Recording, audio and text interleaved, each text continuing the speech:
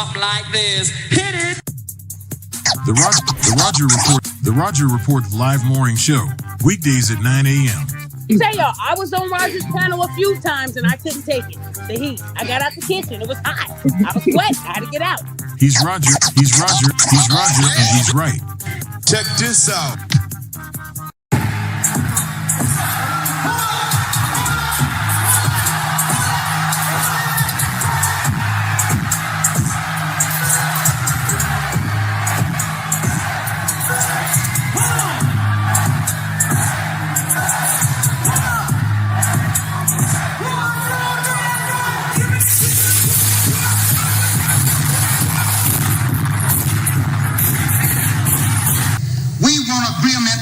We can live or die. You choose. I have spoken to you a lot of times in hatred and anger, and you have not heard me. Well, you had better hear me today. If you won't listen to me when I make an appeal for the Negroes because you have no concern for the Negroes, listen to me when I make an appeal for America. You claim you love America. Well, we love America. But you are driving us back and you are making a Samson out of us, and we are going to pull down the pillar. And then you think we have no right to ask for something? Is it too much to ask you to grant us human dignity? Should we be put down and shot to death for this request? If so, you can aim your guns. What the hell do you think we care about dying if you're going to deny us the right to live?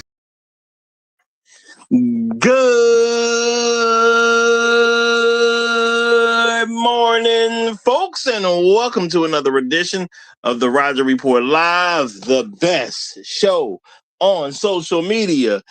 If you are new to the channel, go ahead and take a moment out there, hit that like button, because this is where you're going to find the best content on social media. And you don't have to worry about it because you're going to have me right here to make sure that happens. And if you've already been coming to the channel for a while, then go ahead and hit that like button because you already know what time it is. And you know that this is where you're going to get the best content on social media. It's not a mystery to you at this point. You've seen other people do it. You've even seen people do it well. But what you have not seen is anyone do it quite the way I do it. So make sure you hit that like button. And everyone, yes, everyone, take a moment out to share the content, y'all. There are so many people who need to get great content like this. And it's just a small thing you can do to help the world be a better place. And isn't that what we want at the end of the day? Don't we want the world to be a better place? Of course we do. So share the content now. Share it through your social media. Share it through word of mouth, or even text someone's phone. But do what you got to do to help spread the word. All right, folks. Today we're going to be dealing with another interesting subject, which you're going to find this one to be very interesting. We're dealing with the death of the, oops, I'm sorry, excuse me, folks. We're going to be dealing with the death of the Black Widow, y'all. The death of the Black Widow. All right? You ain't going to see a whole lot of them. You definitely don't see them like you used to. And as we move into the future, you're going to start to see it less. Hopefully we can get some things changed around. But right now we are going to be dealing with the death of the Black Widow. Now, before we get too far into this, first of all, shout out to all the people who give me views on a regular basis because y'all make the fam. Shout out to you. Appreciate you. Shout out to the people who leave comments after the stream because y'all are helping with the algorithm. Shout out to everyone who hypes me up every chance they get. It's easy thing to do to help support the channel. Shout out to the people who hit that like button. Y'all know that helps spread the word. You help get things done around here. And shout out to all the people who go above and beyond the call of duty, who put a little something on the channel, y'all. My financial contributors, I appreciate you big time.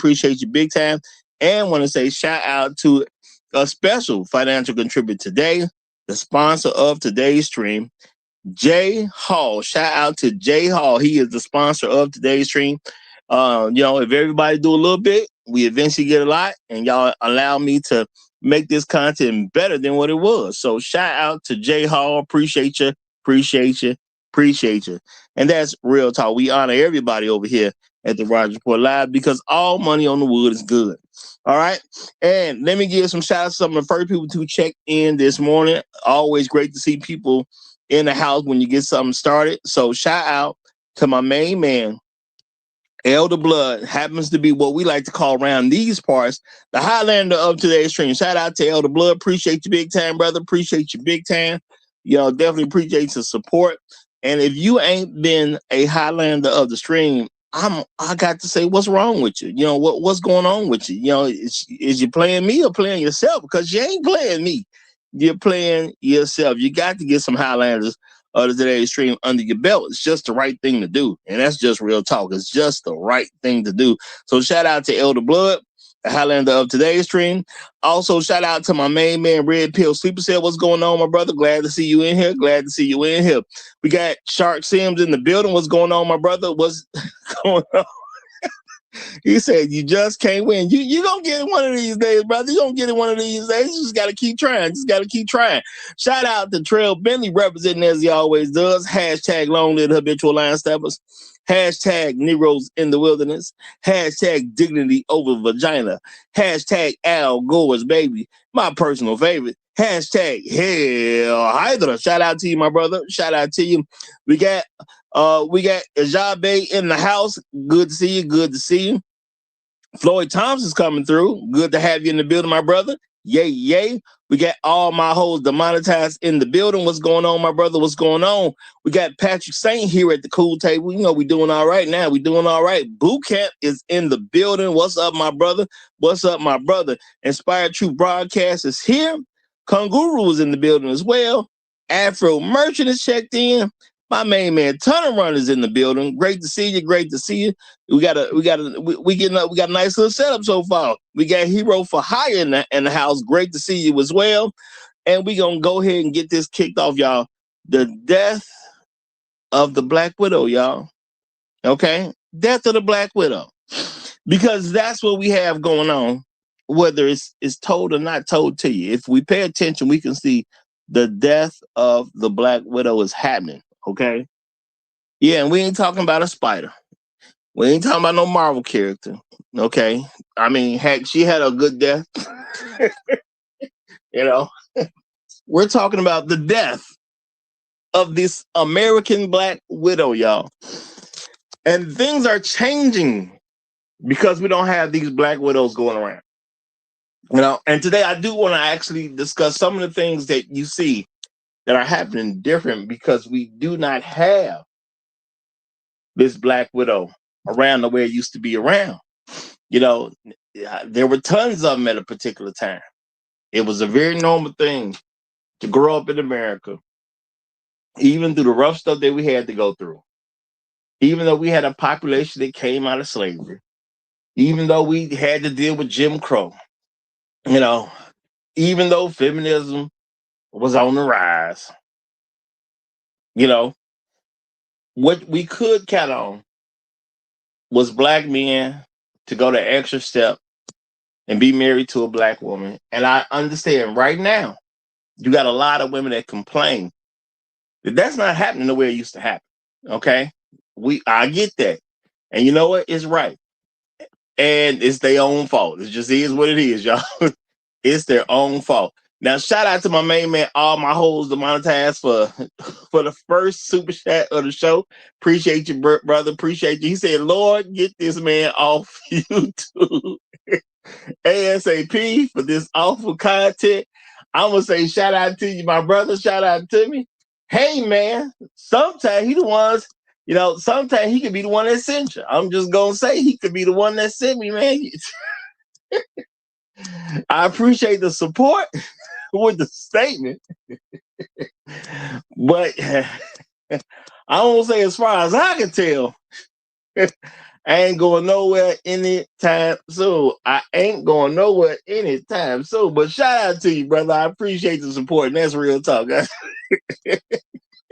Shout out to you. I definitely appreciate the support. I don't know if prayer to him gonna help you. That's all I'm saying. I don't know if prayer to him gonna help you on this particular subject matter.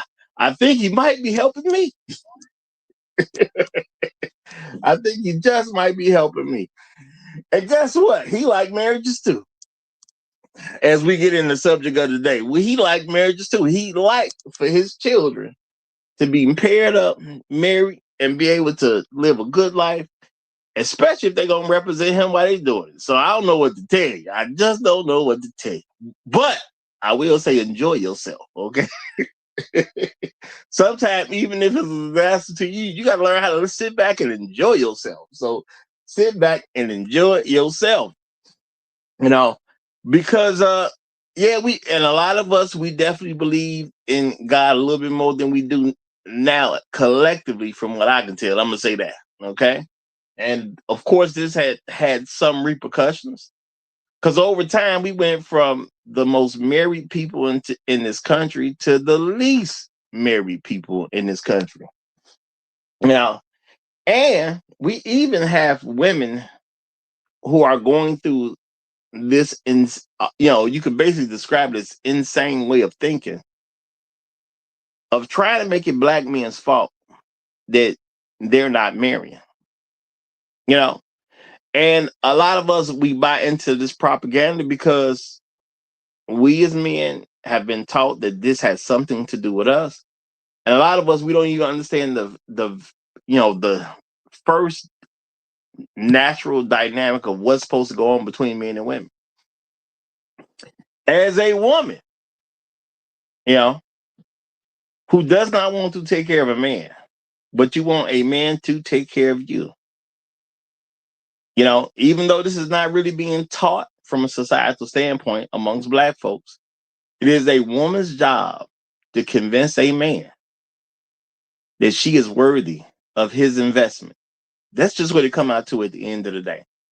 So a lot of things are getting in the way because of a false premise that a lot of black people are moving on. We move on this premise that a man is supposed to try to convince a woman to give him permission to pay for her. Now that sounds good. I mean, if you're trying to write a movie, interesting. But in real life, it just doesn't work, and it doesn't make sense. And the more and more black people grow up with this concept in mind that it's the man's job to try to convince women to allow that man to take care of her, of course we're gonna get results like this. The one thing about other groups of women, that they're doing something a little bit more than black women. All right, they understand. I got to convince the guy to take care of me. And this will be the standard until people wake up and, or that, women make a decision. They want to start taking care of men on a regular basis. Because in the black community, that ain't happening. Okay. Our women do not have the idea that taking care of black men is the thing to do. That's just not what's going on around here. Shout out to the Great Black Reset, who says, we're not talking about Natasha Romanoff. Well, you know what? I'm going to say shout out to Natasha Romanoff. I'm going to say this about her. Okay. Natasha Romanoff can be talked about. She's always been represented as a beautiful white woman. And as a black man, if you can find a beautiful white woman to marry because black women have failed you, I can't say you're wrong. And see, that's an idea that a lot of black men, we got to learn to wrap our heads around this idea. But shout out to you, my brother, and I see the laughing emoji. But no, Natasha Romanoff or anyone who represents a lady like that, she welcome. Now, why is she welcome? Because black women have failed black men. And we really want to, quote unquote, stop the black women's crisis of not being married. We're going to have the right things being said and the right things being done. Because at the end of the day, it's unfortunate but black men have started to make a very real adjustment. We just gonna start marrying some other kinds of women. Okay. Now, it's only about 15% of black men who are marrying non-black women. All right. And there are some women who get a little upset about that when they realize that's what's going on. A lot of them don't even understand that's what's going on because they believe that the problem with marriage is the black man, even though it's them. See, the black men are willing to marry. Most of us want to marry a black woman. That is just a very real thing. I was definitely wanting to raise. I definitely wanted to marry a black woman. I just understood a little later than I should have that black women was on some mess, and that's why we're having the death of the American Black Widow. And y'all, it's a lot of stuff that we're suffering because we don't have these widows in certain positions. Because I want us to be realistic about this, y'all. Why is society a little bit different than how it used to be? Because let's think about it, y'all. If you have a bunch of black men, and the majority of black men, the overwhelming majority of black men were married, we used to have these things that were happening because we had widows around. All right? And it was not a problem. Man and a woman lived in a house for a time. Okay? The man would normally die before the woman would. Okay? Black men are usually the first to die in America between the black man and the black woman. So it was normal for a man to die first, which would have what? He would have a widow. Highest honor a black woman can achieve in the black community is to become a widow. We understand a widow is a woman who came together with a man, had a marriage. And I know every marriage ain't perfect, but they did it well enough that they completed the contract, meaning one stayed married to that person until the other one died. So for the widow, it would be the man that died. She stayed married. She did well enough for him to at least be married to her when he died. Now, normally that would come with having some kids, raising the kids properly. A lot of great things happen because you had a woman who became a widow. Nowadays, we have less women even being married in the first place. And then when the women marry, you have a lot more women who are involved in divorces instead of becoming widows. And the thing is, this has been a relentless attack on the black community. We as black men have not been taught to see it that way, but over here at the Roger Report Live, I like to keep things real and put things in a way that people can recognize what's going on so we can make some adjustments. We have had a relentless attack on the black community because women have been taught that being a widow of a black man is just totally out the question. Now, the thing is, they still want to benefit off the black man.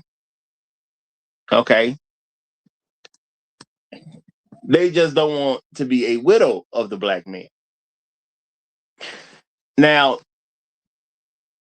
it may not seem like a big deal, but let's talk a little bit about how this has affected the black community. All right.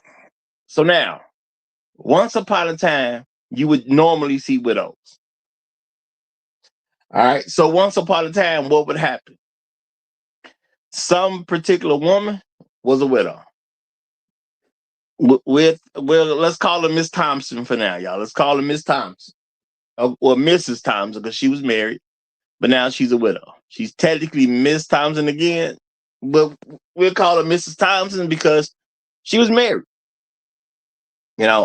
Mrs. Thompson had a great life with her husband. She has done the thing that a lot of widows say. Now, you don't hear a lot of other women saying it nowadays, but I'm gonna tell you what the black widows have been saying. Okay, black women have said, I've been very fulfilled. I had a great husband. He did a great job to take care of me. Now, guess what? The women would say this whether they were working women or women who didn't have to work. The average Black widow is going to report that she had a great life with her husband and that her husband took care of her. You know, her husband had some things in place where she was fine after he passed away. He did what a good man's supposed to do. He made sure his wife was good. He made sure his wife was good in life, and he made sure his wife was good in death. All right. Okay. All right. Shout out to you, Shell. I was thinking about that. She's still Mrs. Thompson even after her husband passed away. So we gonna keep it up with Mrs. Thompson then. Shout out to you, brother. Appreciate that. Appreciate that. So Mrs. Thompson then had a great life with this great husband. And now he's come to the point that he's passed away. Now, I'm going to say, as a child growing up, I've literally witnessed this myself because I've been around so many men. So we had people on the block, okay? We had people on the block, and they were widows, okay? Sometimes I met their husband, sometimes I hadn't met their husband. And folks referred to her as Mrs., such, whatever her name happened to be. So we just using the example of Mrs. Thompson. So there was a Mrs. Thompson on the block. All right. Regardless of what her last name actually was, there were Mrs. Thompsons on the block. All right. And what did I see happening for Mrs. Thompson? Mrs. Thompson was very well respected in the neighborhood. That's what I saw. Mrs. Thompson was very well respected in the neighborhood. Mrs. Thompson was an old lady. Now from a kid perspective, Mrs. Thompson is this old lady whose husband died. Sometimes I've seen the husband before before he passed away. Sometimes I didn't. But there was multiple quote unquote Mrs. Thompsons on the block. I never seen any of them shovel snow. Okay. Now what I saw was myself or others shovel snow for them. That's what I saw. All right. Winter came, somebody had to shovel the snow. So I did it, my brothers did it, my dad did it, or other guys in the neighborhood did it. Okay, the different quote unquote versions of Mrs. Thompson, they ain't shoveling no snow. Y'all, I'm talking about Chicago. Winter snow can be a doozy. Okay, it can be a doozy. It may not be a doozy every single time, but during the winter, you're gonna get a couple of nice little snowfalls. Well, it's gonna be some work that needs to be done out there. And I ain't never seen any of those Mrs. Thompsons come outside and shovel anything. Okay? Young men would do that.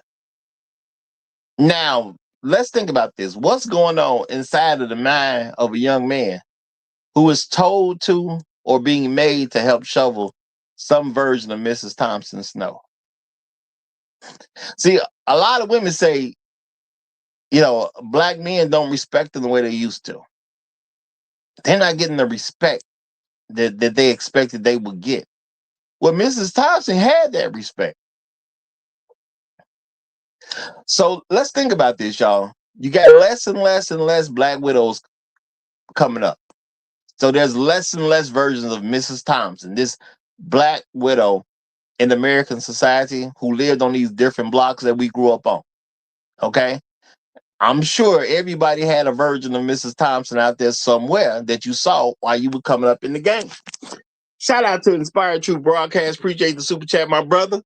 He says, sadly, we have problematic Black widows now. I'm not mentioning that content creator though. I don't know who you're talking about, but hey, there's an exception to every rule. There's an exception to every rule. But I'm gonna say this: as young Black men,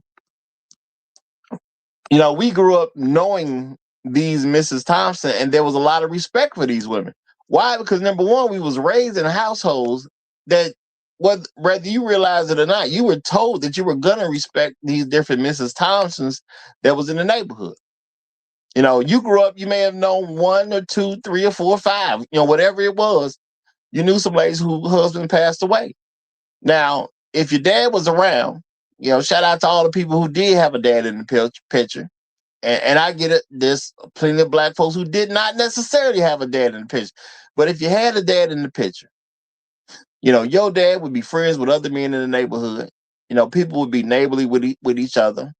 And when Mrs. Thompson's husband passed away, guys in the neighborhood would start doing things for Mrs. Thompson, like shoveling snow, for instance. And that's an obvious thing that you can see as a kid growing up in Chicago. You can see your father shoveling Mrs. Thompson's snow. Now, why was he shoveling Mrs. Thompson's snow? You start to realize what Mrs. Thompson is a widow now. So dad simply does it because of the respect he had with Mr. Thompson. Mr. Thompson was a neighbor. Mr. Thompson was a friend. Mr. Thompson was an associate. But they lived in the same neighborhood. And maybe they don't even talk all that much. But because your dad and Mr. Thompson respected each other such a great deal, regardless of how much they really talk to each other or not, he would look out for the widow of the neighborhood. And he didn't do it by himself. It was normal to see men in the household. Let's think about this, y'all. It was a very normal thing for some of us to see men in the household. Now, I understand that it didn't happen for everybody. My perspective, there was a lot of men in the neighborhood. For me, it was normal to see men in the household. And I'm not just talking about guys who were a child of the woman who was head of the household. When I grew up, neighborhood I grew up in, it was still somewhat normal to see men in the household. Okay? So therefore, the widows that was around, we looked out for them. I was made to look out for them just as a regular part of life. When was I first told to look out for widows? Can't even remember. It was just a part of what was happening when you grew up. It was like being a baby, and when you were born, your family had a dog. You don't remember your first exchanges with a dog, but you remember that the dog was always there. That's just the way it went. You was a baby. They already had a dog. So what do you remember growing up? The dog was always there. All right. So that's how it used to be for the Black widow. Now, what has the community lost because we don't have these Black widows around? Well, you don't have men doing things for these random women of the neighborhood that he wasn't married to, didn't have any sexual interest in. That part was gone. Now, how is your dad going to tell you to shovel the snow for this lady because him and the husband had so much respect for each other if that's not what you saw growing up? Now think about it, y'all. I mean, Black Rule has said it himself. He'll have an uncle come around, pick him up, and they go out and do some work. Well, what was the work that they was doing? Now, I don't know what the work he was doing, but I'm going to say there's other men who did the same thing. As a young man, I was a part of some of that type of situation. What did we do? We went out and we did stuff for the public and we did stuff for widows. Going to some lady's house to clean up. We clean up the trash out the neighborhood. We clean out a lot that was next to her. Now, why was we doing that? Even though you didn't realize it at the time, it's because she's a widow. She is a beloved widow of the neighborhood. All right. And when people respect the fact that she was a great woman of the Black community, she was a great wife of the Black community, even when her husband dies, the community feels like she's a part of us. So just because Mrs. Thompson's husband died does not mean we're going to let the snow pile up where she can't leave the house if she needs to. Maybe she got to get to that doctor's appointment. Well, how's she going to leave? Well, somebody got to shovel that snow. She got to be able to get out the house, get off the porch, down the stairs so she can get to the car and go to that doctor's appointment. Well, guess what? I'm not saying that she didn't have family that wouldn't have come around, because I've seen the family members too. Sometimes her son would come over and he'd shovel everything up. But the son, if the son wasn't there all the time, somebody did it. It's that simple at the end of the day. Somebody did it. Sometimes I was the somebody. Sometimes my brothers was the somebody. Sometimes my father was the somebody. Sometimes other men in the neighborhood were the somebody. Because there was kids that didn't live in the same city with them. Sometimes kids have moved to a different state. And so they can't do things on the regular the way they used to I'm not saying people didn't love their mamas. Sometimes it wasn't just that. It wasn't super convenient to do a specific thing to help your mama at a specific time.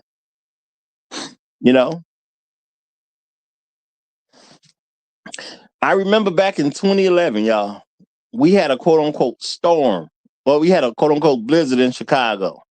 Now, I'm not saying we had blizzards other day, but that was the first one that I recognized as a blizzard because it was that bad. And it was tough in Chicago at that time back in 2011, y'all. It was very tough. That snow piled up. I remember it so much. I still remember it happened on the Tuesday when it got crazy. Okay, it got crazy. Happened on the Tuesday night. It was that memorable that I remember what day of the week it was. So it was a Tuesday night. It got rough out there. Now Wednesday, there were men who got out. A lot of folks didn't have to go to work that particular day because of what you did. Okay, it was more people off because the snow was so bad. And the city of Chicago is great about removing snow, but they hadn't even tackled side streets. Okay, they hadn't even began to really tackle the side streets. They was just getting the main streets together. And we got people who get out there and make things happen when it comes to snow in Chicago because we used to it as a city. Side streets was rough. For you to get out and go, you had a lot of prayer going on. I'm pretty sure a lot of people was praying. But I can at least say, even on the block I was living on at that particular time, I saw some men who got out there and started shoveling people out the snow. All right? Because it was black men who saw a certain value amongst the women in the neighborhood, and they got folks out. If they didn't do it, then people weren't getting to work. Now, there was some single women and single mothers who have benefited from that. And without that, they would have never been able to get to work the way they needed to because they wasn't finna get anybody to do it. It was rough out there for a while. Now, even in this winter, we had something that happened in multiple states, felt parts of effect of so we had some extra cold in some areas. Some got, a big amount of snow that got dumped on them. And some black men got out there and made some stuff happen so people could get in and out the way they needed to. And it was other people that you saw who did not have a black man come to their rescue, and them women were stuck.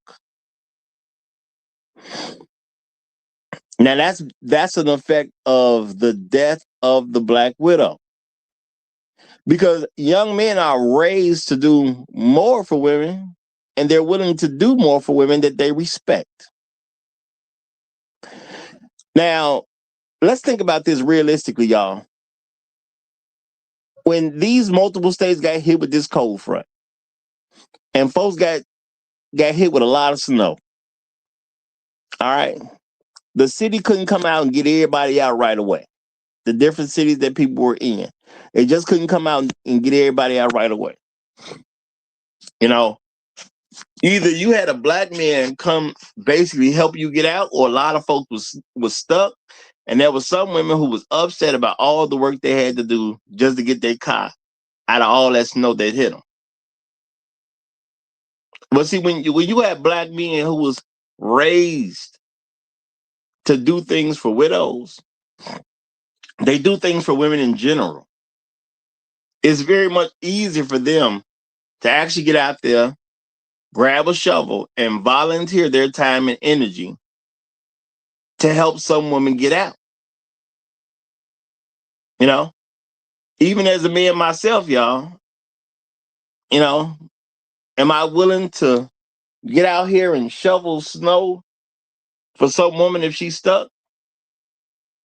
I'm gonna say it depends. It does depend. Now, if my perspective that she's a good black woman, yeah, I'm definitely willing to help her. If how do I know she's a good black woman? She's a widow. Oh, see, a lot of folks didn't see that coming. How do I know she's a good black woman? Well, if she's a widow, I can give her the presumption that she's been a good black woman. I understand every marriage ain't perfect. But if she's a widow, whether I knew the man or not, I can give her a certain level of respect because she was able to become a widow. Now, there are women who did not become widows. They just regular black women who live their lives, and they have bought into that mantra about how they can do everything by themselves. They're independent women. Now, realistically, when things get rough, do I look to help those quote unquote independent women? No, I don't. It has nothing to do with being mean to them. It doesn't mean I don't see them as black women. It doesn't mean I don't quote unquote love them just like I have love for every person, but I especially love my own people a little bit more. It doesn't mean I don't have any love for them. The thing is, I respect them for being independent. I've literally had some uncomfortable conversations with women. Because some women will ask, well, why did you do something for her, but you didn't do it for me? And a lot of us as black men, we don't have the conversations we should have with black women sometimes. And I'm not saying every man got to talk to women. I'm not saying that. But sometimes people ask questions. And sometimes they should get an answer. And you can help a lot of folks sometimes with an answer. So I have been at, well, why did you help her, but you didn't help me? Oh, well, such and such is a widow. She has a certain level of respect for black men. You come around her, she's nice to you. She says hi when you walk past. I know she's a widow, so therefore I don't have no issue helping her. I saw her at a particular time. I saw her, she was married. Her husband just happened to pass away. Why wouldn't I help her? Her husband was cool. Her husband used to talk to me. Sometimes you build a relationship with a particular guy in the neighborhood. Next thing you know, you come to the house, maybe you play chess or something on the porch. Man might give you a word on a job of some kind. Oh, well, you know what? You need to go down to such and such. I'm going to I still know a couple people down there. I'm going to put in a good word for you. You gonna respect people who do stuff like that. Okay? Men have a community with other men. And when you have a community with other men, you look out for who the man is attached to. Now you have women who can't stand black men, or swear they hate black men, or have a huge dislike for black men. But they do want benefits of, quote unquote, the community. So when things get rough, they want some help too. They want some help too. Yeah, I'm thinking of a particular woman, who I saw her struggling, right? Because, we got some snow in Chicago. I seen her struggling with a couple things because of the snow. Now, have I seen her husband? Never. I ain't never seen her husband. Okay. You know, I have, I'm in a neighborhood, it's hard to park sometimes, y'all. It's hard to park. A lot of folks got cars, whatever. Hard to park sometimes. I have personally parked in front of our house myself. I come home real, real late sometime. I parked in front of our house. She act like I shouldn't park there. Okay. Now she got a driveway and all that type of stuff, but she act like I shouldn't park there. Cool. Ain't no biggie. Ain't no biggie. So I do the best I can because she act like I shouldn't park by her house. So I just don't. I don't get petty with everybody. I'm trying to be a quote unquote better Christian. It's stuff I could do to annoy her, but I don't. But I don't see her husband. Okay. She act like I shouldn't park in front of her house. So I just don't. No matter how tired I am. And y'all, sometimes I get home and I'm so tired, I just park in easy spots sometimes because it's easy to pull in. And that's it. I just be too tired. Sometimes I'm too tired to parallel park or anything like that. Okay. So I just go to some easy spot for me to park because I'm tired. Okay. But I avoid people like that. I don't get mad at them. I ain't gonna get mad at her nothing. But wintertime that came through, she's had some difficulties. She's seen me park. She's been outside. She look at me and I look at her. And I just be like, that's that mean lady. Now, I mean, technically I don't say that in my mind, but that's the ideal. When I see her, that's the mean lady. That's the lady who act like she don't like black men. I don't know her. She don't know me. She don't say hi. She's never cordial. And I don't never see a guy. So it's easy to, come to the realization she's probably one of those women who just don't like black men in general. And my thing is, that's cool. And she has literally looked at me like, ain't you gonna help me? I have been outside with her where she's been struggling with snow in her vehicles. And she looked at me like, ain't you gonna help me? And I just look at her and keep on going. Why? Because she ain't a part of my community. I can't tell that she rock with us. Now, people may say, well, what you mean, bruh? Hey, who is my community? I've been telling y'all, the black community have two major subsections in it. There are black men who are respectable, productive, functional, who believe in black men's leadership. That's the community I elect to be in. Okay?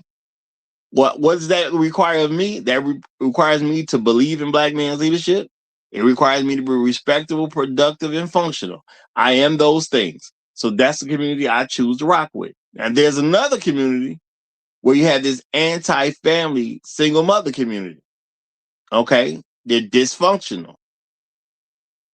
Now, I'm not saying that woman has to be that way. But the best that I can perceive of her is that she's a part of that anti-family, dysfunctional single mother community. Now, have I seen her with kids? No, I ain't seen no kids per se. Do I even know that she's a single mother? No, I don't. I have not noticed her with any children. She could have children. She may not.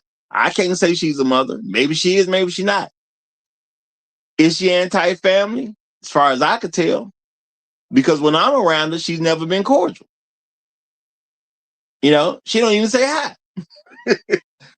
All right. So when I see women having tough times in certain situations, now I could help her. Let's just keep that real, y'all.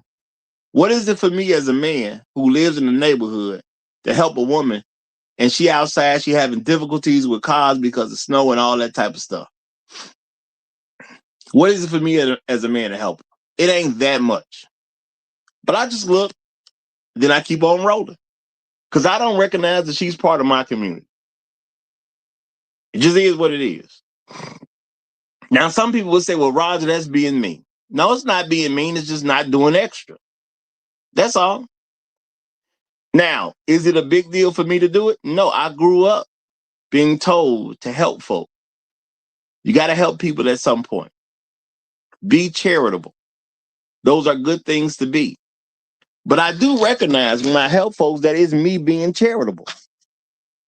Now, what am I supposed to do with charity? I help people the way I want to help people. All right, because it's charity. I'm giving you out of my abundance. Now, I might have the time on my hand. What is it to me to shovel some snow? It's really not that big a deal. I've been shoveling snow a long time. I don't remember when I was so young that I couldn't shovel snow. I don't even remember that. So what is the shovel some snow for a neighbor? It's not that big a deal. I just don't elect to do it for her. You know? Now, has that helped her, quote unquote, treat me better? Honestly, no. All right. She has recognized that I have recognized she's needed help, and I've elected to not help her. She's recognized that. I can tell with some of the times the look she would give me that she has recognized that I see her, quote unquote, in need of some assistance, and I choose to keep on going. She recognizes that I recognize her needing some assistance, or it would just be good to get some assistance, and I just don't do it. Now, if she had a husband, I probably would. Let's be realistic, y'all. If she had a husband, I probably would. It's that simple at the end of the day. But I don't see her as part of my community. She's not nice. We had an interaction before where one time I came home, y'all. It's very tired. I'm very tired. And as I say, y'all, I park in some easy places when I'm tired, because I just be trying to get out the vehicle and go to bed. And one time she pulled up alongside of me, and she just simply asked for me to pull up. Okay? But she said it the wrong way to me. I'm going to tell you, she said it the wrong way to me. And I remember how she told me. She said, "Can I pull up a little bit? Because I'm blocking her driveway." Now, I looked at where I was. I wasn't nowhere close to blocking her driveway. The problem is she can't drive that well. That's what the problem was. She couldn't drive well. And I didn't appreciate the fact that she's blaming me because she can't drive well. That ain't cool in my book. Why are you blaming me because you can't drive? That don't make sense to me. Now, my thing is, you're insulting me because you can't do what you need to get done. Okay?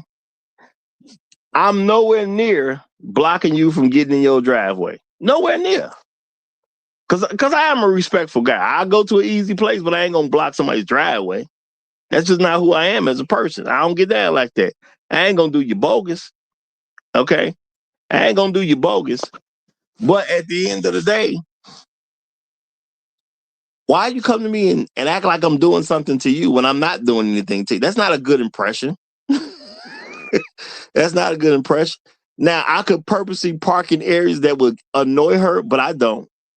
Okay, I don't. You know, she can be what she want to be and be who she is. But when you finally have an interaction where we speak to each other, that's what you hit me with? Okay, cool. You can't drive. That's all I can recognize. See, if you tell me you can't do something with a vehicle, I just accept you can't do it. If you can't see it being done, then you probably would have an accident. Okay, cool. I can respect that. It is what it is. But your first time talking to me, that's how you want to approach me? Not the nicest thing to do. You know, I'm not, what you're saying to me ain't even true. You're not even giving me a reason to like you. So you know what? I ain't gonna argue and be petty with you, but you got it. But I'm just not gonna do anything to assist you, especially due to the fact that you don't seem to have a husband. Okay. Now, to me, that may sound small to people, but see, people start to get a message if they are allowed to receive a message. I think a lot of black men, we try so hard to make sure black women, don't get the message that they need to get. You don't have a husband, so you're going to go through some extra suffrage because you don't have one. And that's okay. Because, black women want to be independent. Okay. I remember telling some young ladies, people I went to school with, we was having a conversation. I told them, I said, look, ladies, y'all buy into this stuff about being independent women.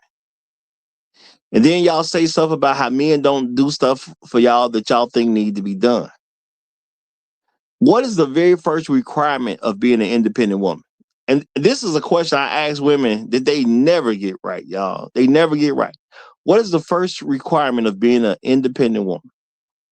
I have heard a few different things, but no one has ever given me the right answer. And I'm going to tell y'all what the right answer is. I ain't going to even be suspenseful about it. What is the first requirement of being an independent woman? And this is something black men need to just accept and recognize. Because a lot of times we're being guilt tripped into doing stuff that we should not be doing, especially for black women. What is the very first requirement of being an independent woman? It's not to be mad at a woman. It's not to feel some type of way toward women. It's just simply to recognize what she is. When women choose to be strong, independent women that don't need no man, you need to accept and understand what the first requirement of that is. And that is to be alone. See, that's the requirement. In order for you to be an independent woman, or for women to use that mantra, I'm a strong, independent woman and don't need no man. Now, this America, first of all, they got a right to be that way. I'm not mad at them. They live in a country where these decisions, they have a right to choose. And I just simply recognize that every woman who goes down that path, she chose to do that. Nobody forced her into it. She chose to be a strong, independent woman that doesn't need a man. And once I recognize you as an individual have made that choice, I got to let certain things be. So since you chose to be independent, which means you chose to be alone, so now you're not a woman who's married to a man. And now you're never going to become a widow. And because we don't have these widows around, there are not young men being raised to help these widows. Now, how has this affected the overall black community? You got men that grow up, they never help a widow. They've never been told to help a widow.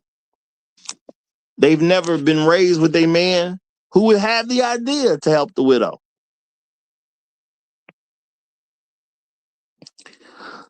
So a lot of women think, well, I'm not respected the way I should be in the community.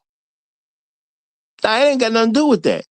Black women went through the trouble of making sure that black men were not raised with their fathers. Who's going to go help the widow? Well, when I grew up, I seen a bunch of men doing it. Now, I'm not saying women didn't do anything. I'm pretty sure some black women did some things to help a widow here and there. Some black women may have picked up some medicine for her or whatever the case is. But what did I see as a young man? Of course, I'm going to recognize more of what the man or the men of the neighborhood was doing for the widow. I would recognize that more because that would be what I was around or more exposed to. Now, I understand, there were some women who did a couple things here and there. A woman may have bought some groceries for the widow and brought them back to the house. But see, if she's married, the man's going to be involved in that too. She may get some extra groceries for the widow. But if she's married, who's going to carry those bags? Who's going to bring it into the widow's home? See, a man would be involved in that process too. Now, maybe his wife would help put the stuff up in the widow's home, but the man would also bring the bags into the home. He'd bring the grocery bags in. So I'm not saying women didn't participate at all. But if you're a married woman and you help with a widow, your children may be exposed to how you're helping the widow. Now, if you're a single woman and you helping some widows, let's be realistic. A lot of single women ain't helping no widow. Just is what it is. They don't care. They just don't care. And then if you're single, are your children going to even see it? Well, a lot of women ain't going to think about those things. So the respect that people had for the quote unquote widow, which goes into the respect that men have for women in general, well, we don't see that being displayed on a regular basis. And then people act like it's black men's fault that they don't have this idea that they're supposed to help every woman in every scenario. Now, I'm not going to say we ain't got a bunch of black men who do help women, because we have been told, you got to always help some woman. And no one even tells us why. It's men that have bought into that. But there are men that black women are mad at because we haven't bought into that thing. Now, am I willing to help a woman? Yeah, the right one. I am. All right. I'm very willing to help a black woman. The right one. And I think I should help a woman who has a husband. Now, why am I willing to help a black woman who has a husband? Well, if I look out for his wife, he'll look out for me. It's that simple at the end of the day. It's not rocket science. It ain't rocket science at all. If you help a man's spouse out, okay, you help out his wife, and you can form a very good relationship with that particular man. And he will look out for you. That's just the way it works. All right? That's how it works. Now, if a woman's not married, then how do I form a good relationship with her husband? I can't. All right? Now, how do women relate to men and they're not married? Well, she may say thank you. And I'm not saying that's a bad thing. She should say thank you if she helped you. But that's it. That's the end of it. Unless that woman happens to like you and she trying to give you some, if you help her out, she gonna say thank you, and that's it. That's the whole thing. If she say thank you for that thing, then that's it. All right. Now, I'm not mad at any man who accepts the thank you, and that's it. That's up to you as a man. That's up to you as a man. Now, for me, I don't want to go through a bunch of extra trouble for some random thank yous. All right. I don't want to go through some random trouble for that. Now, if I help her and she has a husband, I understand he gonna look out for me. It just is what it is. You know what I'm saying? He's gonna recognize that I'm the guy who helped his wife out. I have yet to see where a man would look out for somebody's wife and that man don't recognize the other guy as the guy who helped his wife out. They may have sometimes even become friends because of that. So it's a known deal. As long as you ain't trying to do nothing inappropriate with his wife, the man is usually very grateful to other men that has helped his wife. Good, strong relationships have happened because a man helped out another man's wife. And if it's a regular thing to help out another man's wife, guess what, y'all? When the husbands die, because the men respected each other in the neighborhood, they look out for those widows. Now, as a young man, is anybody taking you to help put up a fence for this widow? Have you ever been involved in that? Well, when you don't have widows around, that don't happen.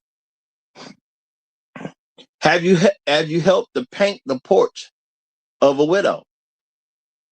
Well, without widows around, that doesn't happen.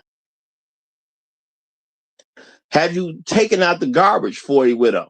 Or do you even take the garbage to the curb? Some of us live in neighborhoods where the trash man is coming. You got the trash can in the house or in the garage or something like that. But on Tuesdays, for example, you gotta take the trash out to the curb because that's when the garbage man comes. Well, the widows don't do that for themselves. That's usually not going to be the case. It'll be somebody who does that.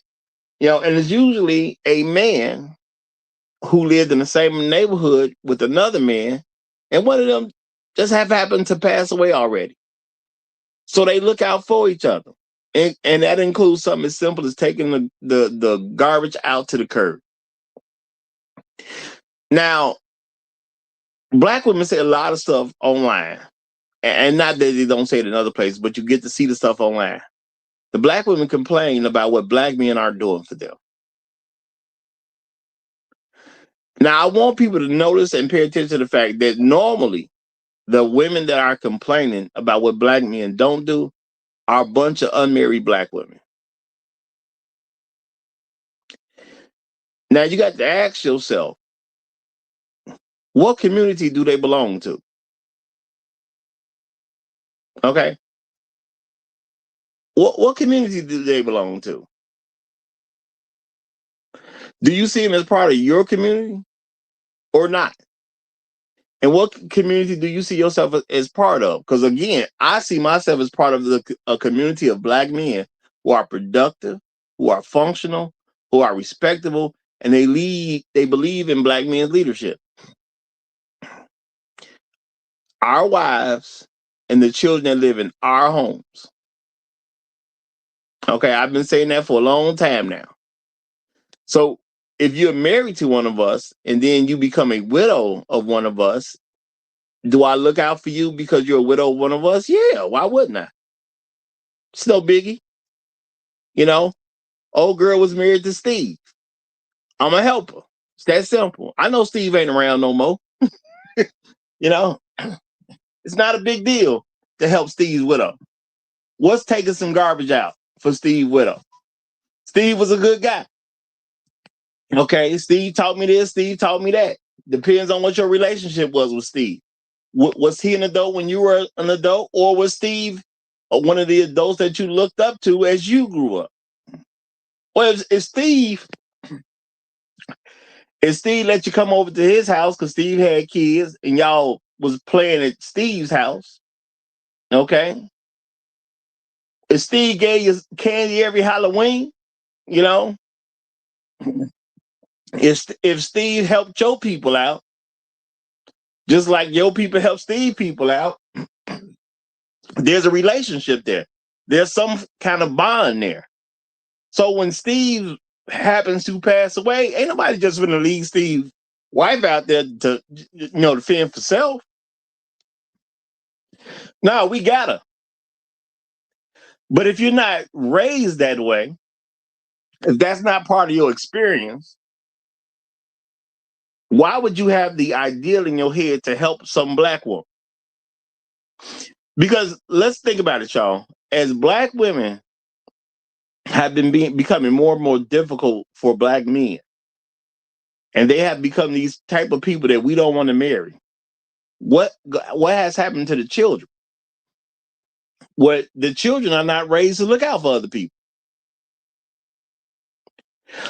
So a lot of the issues that Black women talk about right now online in 2026 are literally happening because of who Black women are as people. And they don't have a relationship with Black men. All right, or not a good one. A lot of them will become a single mother, but a lot of them don't have good relationships with Black men. So what happens with their sons? Well, there is no guy coming to pick their sons up saying, let's go help these widows out. They're not seeing that. Okay? There is no have extra respect for Mrs. Thompson. She looked out for you when you was a kid. Matter of fact, Mrs. Thompson used to babysit you when me and your father was both at work. Mrs. Thompson was your babysitter. We don't have that type of stuff going on. So Mrs. Thompson is not a woman that you should respect based in some of these homes that people grow up in. Mrs. Thompson just become that old lady. She ain't the woman that your household respected. She's just an old lady who lived in the neighborhood. And you got to think about how black women are toward other black women.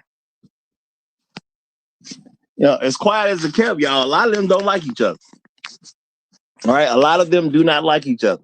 So you're going to be raised to see that woman as someone your mama didn't like, so you don't mess with it either. So you ain't going to do squat for her. Not even consciously. It's just subconsciously you're raised to not help her out. Now, shout out to Oasis Sailor Man. He says, hey, man, what's the ages of these so-called widows? Because I know some widows who shot their former husbands, got their former husband set up and jumped and put in the ICU to later pass on. Hey, bro, look, there's always an extreme example, but let's be realistic. Widows are usually going to be older people. I mean, I think you're throwing in extreme examples right now because at the end of the day, what widow's going to shoot her husband and still live in the neighborhood? Think about that. And he also said, ran over their previous husband. This is the thing, man. Who respects the woman that did all that?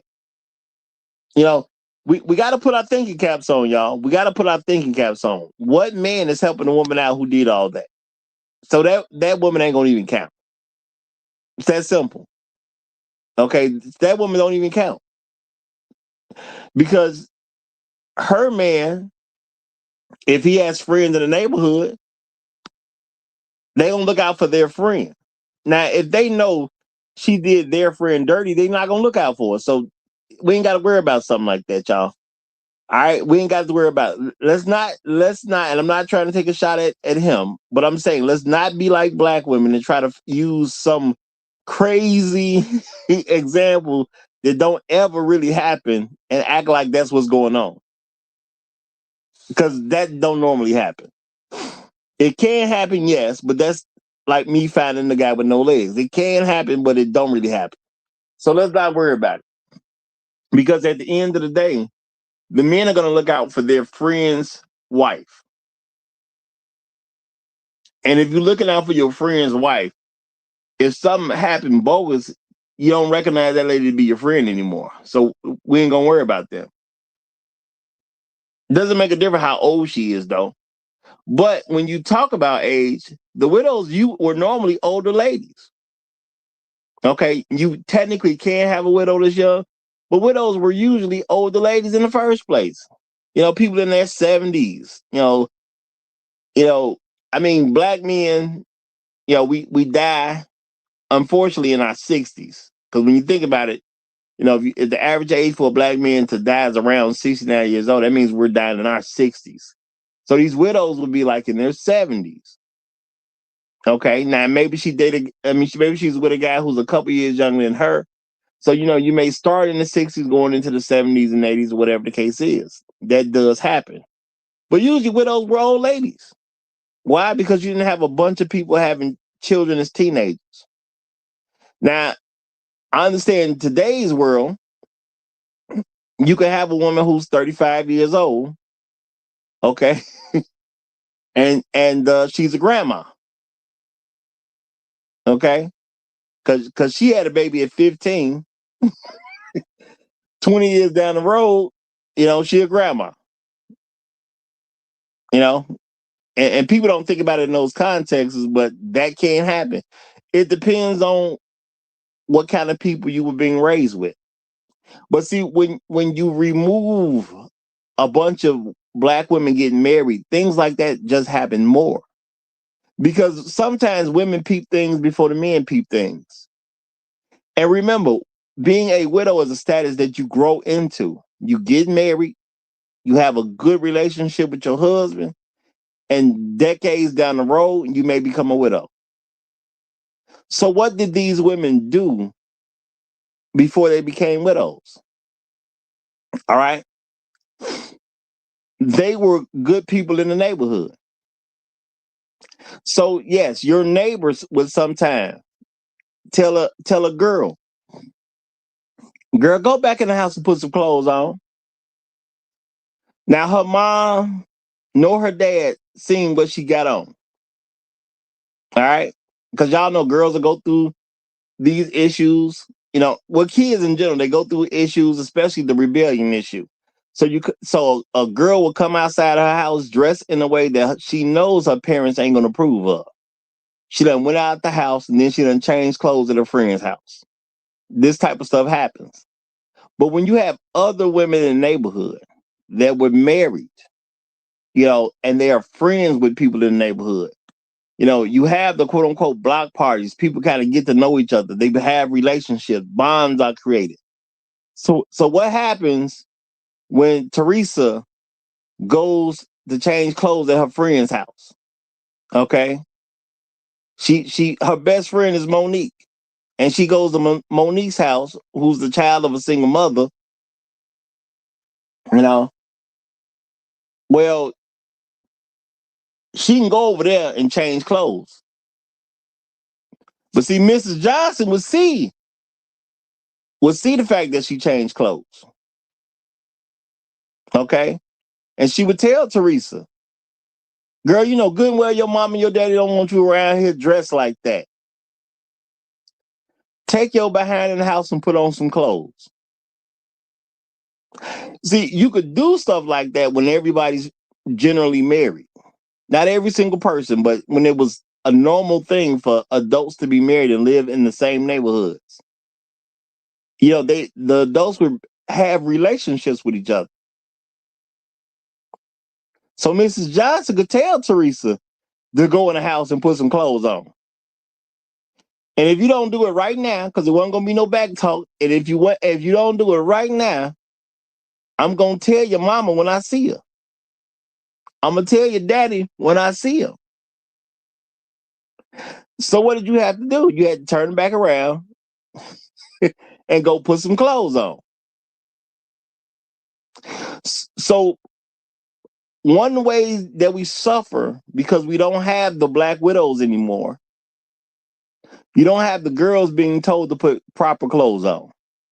You don't have that. You don't have boys growing up being taught to have a certain level of respect to the older community, and they're not building anything for them. They're not doing any tags for them. They don't even have an expectation that these things should be done.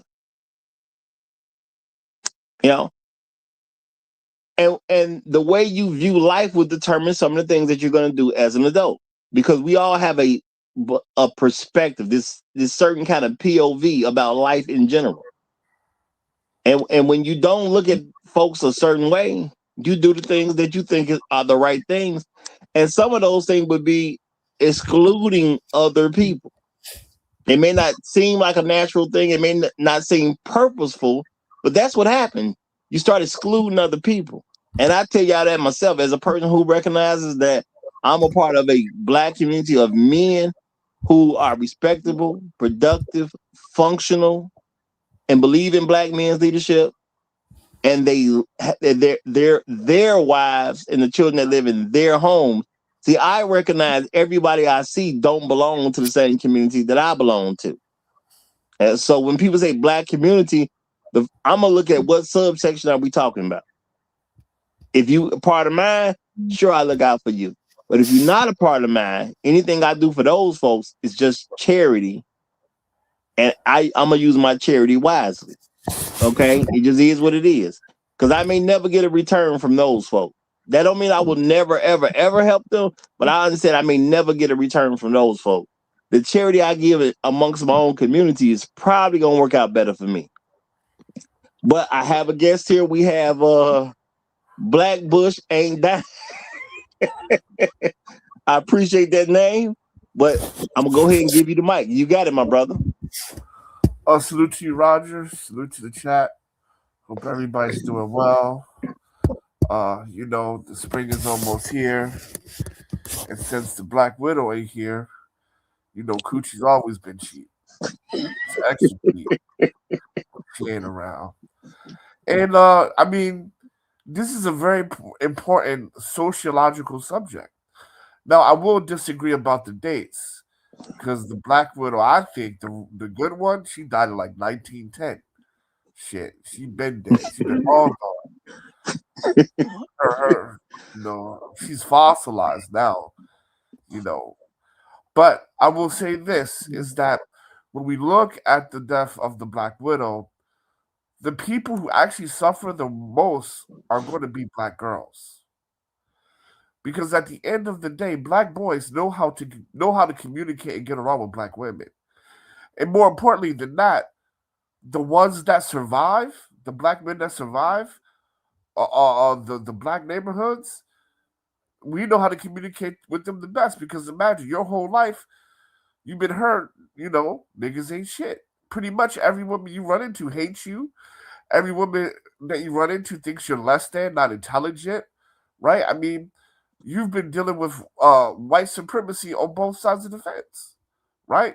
The white man's going to prejudge you, and the Black woman's going to prejudge you the same way. So the person that really suffers is going to be Black women. That's why they don't know how to talk to one another, right? And so when she doesn't know how to use her mouth, her bottom lips have to do the talking. That's why we got all these pregnancies. Because those bottom lips don't know how to shut up. And her mother never told her how to close her legs, right? Like you just talked about how she likes to dress. I miss Winnebago's house because she's a single mom. They probably, matter of fact, they probably all over at her house doing a bump of cocaine, you know, talking to old niggas, right? You know, because we all know that one mom that looks too young to be a mom that was a freak of the week. Yep, and her daughter, and the friends were all getting the same, you know, penis in the mouth. Right there in the corner, right next to the corner shop. Y'all know what I'm talking about. So, but at the end of the day, you know, when we're talking about widows, we're talking about a woman who not only managed her household, but also did a lot for the community because women are social. And when you get a bunch of married women together, you can see how the neighborhood looks compared to a bunch of women who are single and single moms, right? One's going to have block parties, one's going to have trees, one's going to have HOAs, one neighborhood is going to have nice lawns and things like that, right? And another one's going to look like a war zone. Because the thing about it is, at the end of the day, people are community based by nature, right? No person is an island. We're sociable creatures. So we're either going to mingle in dysfunction, which is places where Black widows don't exist, or we're going to mingle in function where people had stable relationships. Because marriage not only is about growing up, but it also teaches you about being stable and having stable relationships. And I'll pass the mic on that. Yeah. And I'm gonna say you bring up some very good points because I mean, realistically speaking, when you had more Black widows in the neighborhood, this is how some of the information got around. Now, some of us we never really thought about it. How did your mom and your dad find out about such and such? You did this, you knew they was at work. Well, how did they know you was participating in stuff that you didn't have no business participating in? You was hanging out with some people you wasn't supposed to hang out in. Guess what? We may not have really paid attention to it when we was younger. Maybe some of us have thought about it in retrospect, but it was the widows. Well, I'm going to tell you this, Doctor. I'm going to say this really quickly. It was much harder when the grannies were out playing hide and go get it. was much harder playing hard to go get it where the grannies were, and then you go to the projects. Hard to go get it was very easy. Absolutely. And see, this is the thing, y'all. If you grow up in a neighborhood where there was some widows, now as a young girl, you know you ain't supposed to be messing with Tony. Tony's the bad kid in the neighborhood that everybody see going in the wrong direction. So you was told not to mess with Tony. Now, your mom and daddy found out you was messing with Tony, but you only messed with Tony when they was gone. So your whole thing is, how do they even know that they was messing with Tony? Because there was a widow who was already retired. You know, she could be in her 70s, but she see you with Tony all the time. You know, she looking outside her window, and there you go hanging out with as a young lady, you with Tony. Boom. So did you guys have that? Oh, absolutely, that was going on. No, I mean, did you guys have that game hide and go get it? No, I didn't play in that game hide and go get it. I've heard you mention it before. I didn't do it. You know, seems like an interesting game. I'll say that. Well, hide and go get it was basically like you see the little kids, the girls will go run and hide, and then the boys will count to like 10, and then afterwards the boys will go run after the girls and try to dry hump her. Maybe that was just a Philly thing. I don't know. No, I mean, yeah, there's different things in different neighborhoods, but I'm not going to say that I remember ever playing that game when I was a kid. That is not what I personally played, but, other people, have done it. If you did it, other people did it too, so. Hey, I have not done it. I have not. There's no video of me doing it, so I have not done it. I ain't trying to incriminate nobody, but I'm saying when games have happened, whether you personally participate or not, there is people out there who have done it because these games are passed on from kid to kid to kid over time. So if something like that was happening, that old lady, Mrs. Thompson, would be home. She was a widow. She was older. She was already retired. So when your daughter go out and she try to mess with Tony, Tony, the young kid in the neighborhood going in the wrong direction. Everybody know he going in the wrong direction. And you done told your daughter to leave Tony alone. But guess what? She gonna do what she want to do as a girl. She gonna see what she can get away with. And it's Mrs. Thompson is telling folks, yeah, I seen Susie. She was over there with Tony again. So she's putting the parents on alert that they need to really watch what's going on between Susie and Tony. Because she was the eyes and ears of the neighborhood that a lot of people never really paid attention to. But when you have a relationship when the parents have a relationship with the widows in the neighborhood, you have a relationship with the eyes and ears of a neighborhood. Now I'm gonna say sometimes folks was a little too nosy because everyone has paid attention to old lady who's just a little too nosy. But from a parent's perspective, they appreciate the reports they would get from the old ladies in the neighborhood. And that's what happens. You go over there, you drop off some groceries for them or whatever. Now they may have you may have done some shopping for them because I've seen stuff like this growing up. Some old lady would give somebody some money and then they would go shop for her because she was an old lady. And it wasn't no online services now. There wasn't no Instacart and things like that. Somebody went and got some groceries for her and they brought her back. I ain't saying they bought her groceries. She probably paid for the groceries. But see, when you have a relationship with people, then you get the story on what was going on while you was off at work. Because Mrs. Thompson, she saw what was popping up. She seen you being walked home from school by Tony that you ain't supposed to talk to. So you have an interruption of quote unquote girls being fast because Mrs. Thompson would be the person telling your parents what was going on. And the young ladies don't even know how they got in trouble or got caught. It was that old lady at the end of the day because your parents have a decent relationship. So a lot of things have changed because of a lack of the Black widow. Because that's what I'm getting at today. A lot of things changed because that Black widow is not there anymore. And we don't have a relationship with those old ladies in the neighborhood. She was vicious. Say again. You said she was vicious. Yeah, when the old ladies find out about those fast little girls, man, they would talk about that girl like she was dirt. Everybody would be like, "No, don't mess with her. Don't touch her. Don't be around her," because those old ladies would be vicious about it. Well, I'm gonna say vicious or not, this was how a lot of parents knew how to interrupt some things that was going on behind their back. So Yeah.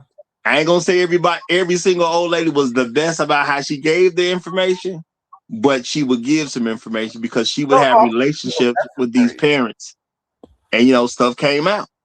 No, what I'm saying, they were necessary, they're vicious, and that's why not a lot of stuff was going on. Like that's why in certain that's why their neighborhood, it wasn't they didn't have hide and go get it in that neighborhood because they know, number one, Miss Ann is looking through her curtains at everything, right?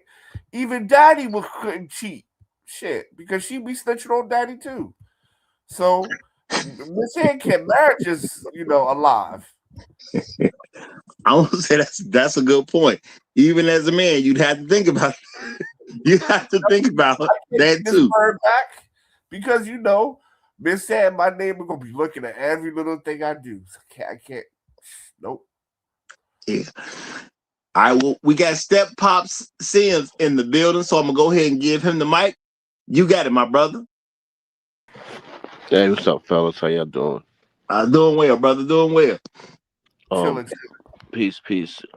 He always got a different name, so it's hard to keep up with him. That's Black Bush Ain't Dying. All right, so peace to Black Bush Ain't Dying. And everybody in the chat. I'm listening to you and Black Bush talk. That's funny right there in the South. Yeah, so it's definitely a joke in there. Yeah, so I'm listening to y'all, and it's like I would have to say this show is a little bit too late. Besides the fact that you started the show late, I'm just saying the topic is a little too late because she been dead. Like she been gone. These women are now 60 years old, single as a doorbell, trying to compete with the 40-year-old, while the 40-year-old is trying to compete with the 30-year-old. They're not telling on each other. They trying to compete with each other. And the only way they're going to tell on each other is if one is getting the man that the other one wanted, or vice versa. That old lady that sat in the window in 227, that's far gone. That probably ended with the crack era. Because if those old ladies was there, little Jamal and them couldn't have never been selling crack up the block and having that block jump into where they making $10,000 a day. Because she would have told his parents, and his parents would have been like, oh, "What's going on?" Right? Or her parents, and that didn't happen. I see that we live in nostalgia a lot, and we like to play the what if game a lot. But bro, this thing is done. The transmission has blown. The brakes is off for the thing. The axle is messed up.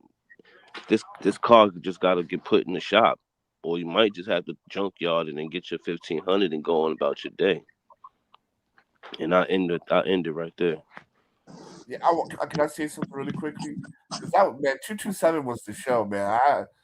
I said she died in 1910, but you might got me because in 227 you did not see a pregnant teen. You did not see a pregnant teen in that show.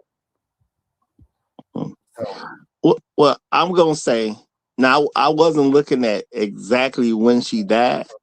My thing is the to deal with some of the things that are now different because she has died. So I'm not trying to, quote unquote, pin the year down of when she died, but there's things that are very much different now because she is dead, and truth be told, a lot of things, especially that women complain about to this day, this is all because of them, because there aren't any Black widows. Well, I ain't gonna say there's not a majority of Black widows out there. Now in neighborhoods, you just got old ladies. Yep. See, you grew up in yesteryear. you might have caught a neighborhood where you had some widows out there. I was lucky enough that I was in a neighborhood where we had some widows. Now, you think about a 20-year-old right now, did he grow up in a neighborhood with widows, or did he just grow up in a neighborhood with old ladies? And I'm saying old ladies as a bunch of women who never got married in the first place. So their life is going to look a little different. That sense of community that people build because they shared an experience in this particular neighborhood over time is different now, because these folks ain't looking out for each other the way they used to, because people ain't investing in each other. You know, so yeah, it's definitely gonna look a little different now. You know, and I'm saying this has been something Black women have been doing to themselves. That at some point in time, people need to recognize this is what they've been doing to themselves, because they have elected to not be good enough to be married, which is a personal choice. Therefore, the men didn't marry them, which is their fault.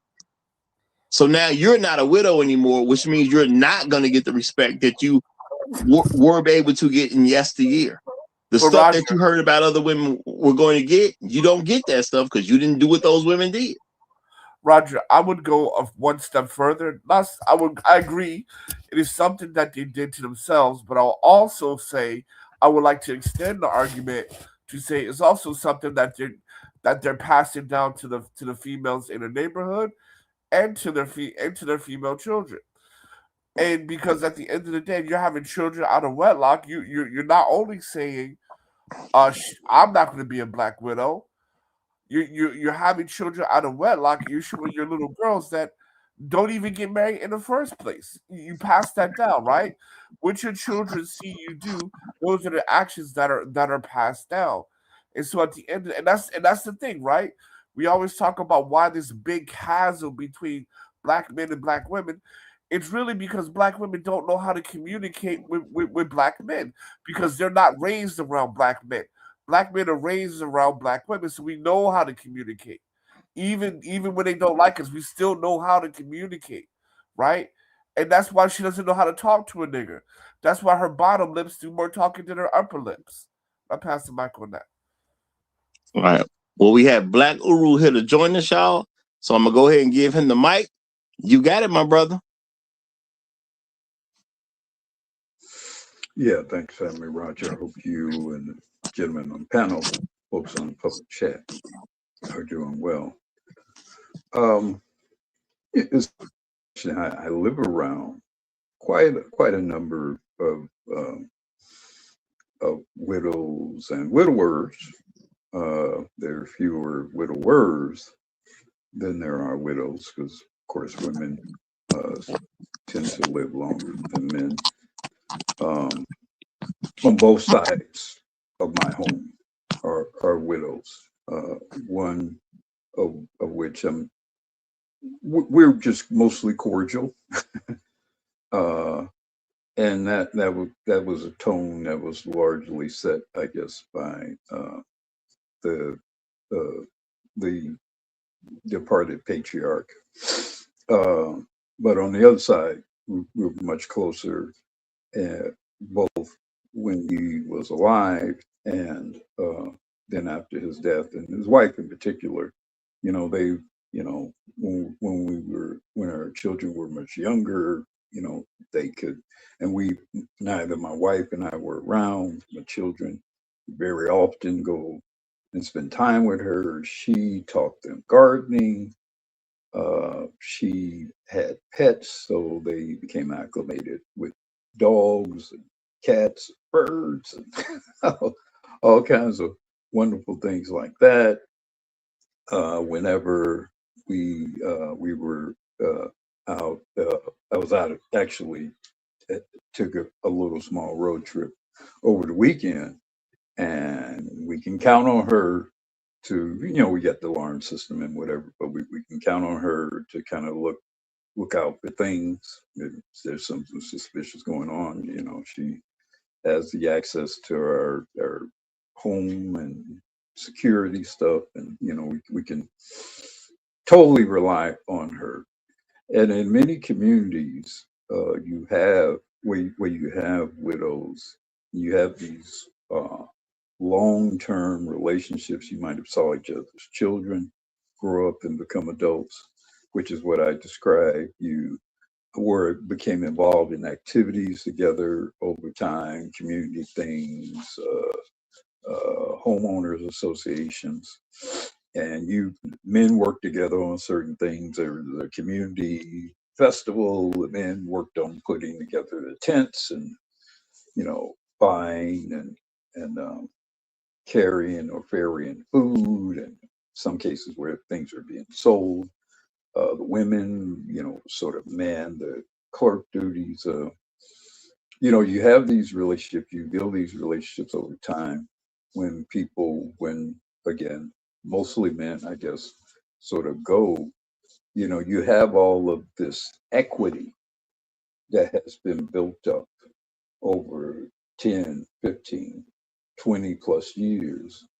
And so obviously, like for example, the neighbor that I was talking about, I mean, she never handles her garbage. I pretty much handle all her garbage, you know. Or maybe I'll send some kid who's looking to make some extra money to do that for her. She hasn't handled her garbage in well, what, 15 years. And it's just or like snow removal, maybe a little yard work, although she has a crew that comes and does that, but maybe help with a few things. So it's just things that you build up these relationships, you build up these exchange of favors and goodwill and good sentiment and trust over time. So the widow is definitely a part of your extended family. And that was kind of what I grew up with, when I was in Chicago. Um, and we were in apartment buildings or whatever. It was still very much the same thing. You'd be in a duplex, or you'd be in a multi-unit building, or in some cases folks were in projects, and there were some widows in those projects or those duplexes or multi-unit buildings, and she was an auxiliary mother who took care of us, and we took care of her. And we remember her husband, and we saw the picture of her husband prominently featured on the wall when you walked into her apartment or her home. And again, that was all a part of the building and the making and the mortar, building of a wall, you have the brick, you have the mortar in between. That was part of the mortar of the community. I'm still somewhat connected to it, as I described personally, but it definitely is not a feature of sadly, most Black communities these days.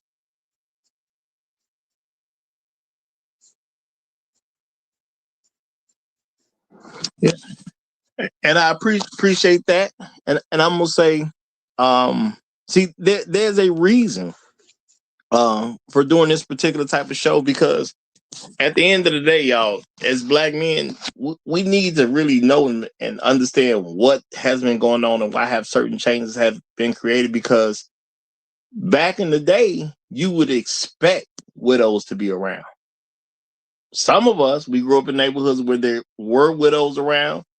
And even some people who are in their late 40s or early 50s have grown up, and there wasn't really widows around. So there has been things that have been shifting from a community standpoint that are just not going to be done because certain people just ain't around no more. I think part of the reasons that you have more girls coming up getting pregnant, no husband. Part of this is because the widows ain't there. The widow used to tell on where they'll tell, and I'm gonna say normally from what it seemed to me, usually the widows would tell the woman of the household. Not saying that she would never say anything to the man, but she would more than likely tell the woman of the household No, I seen Monica. She messing with Tony. You better do something about that.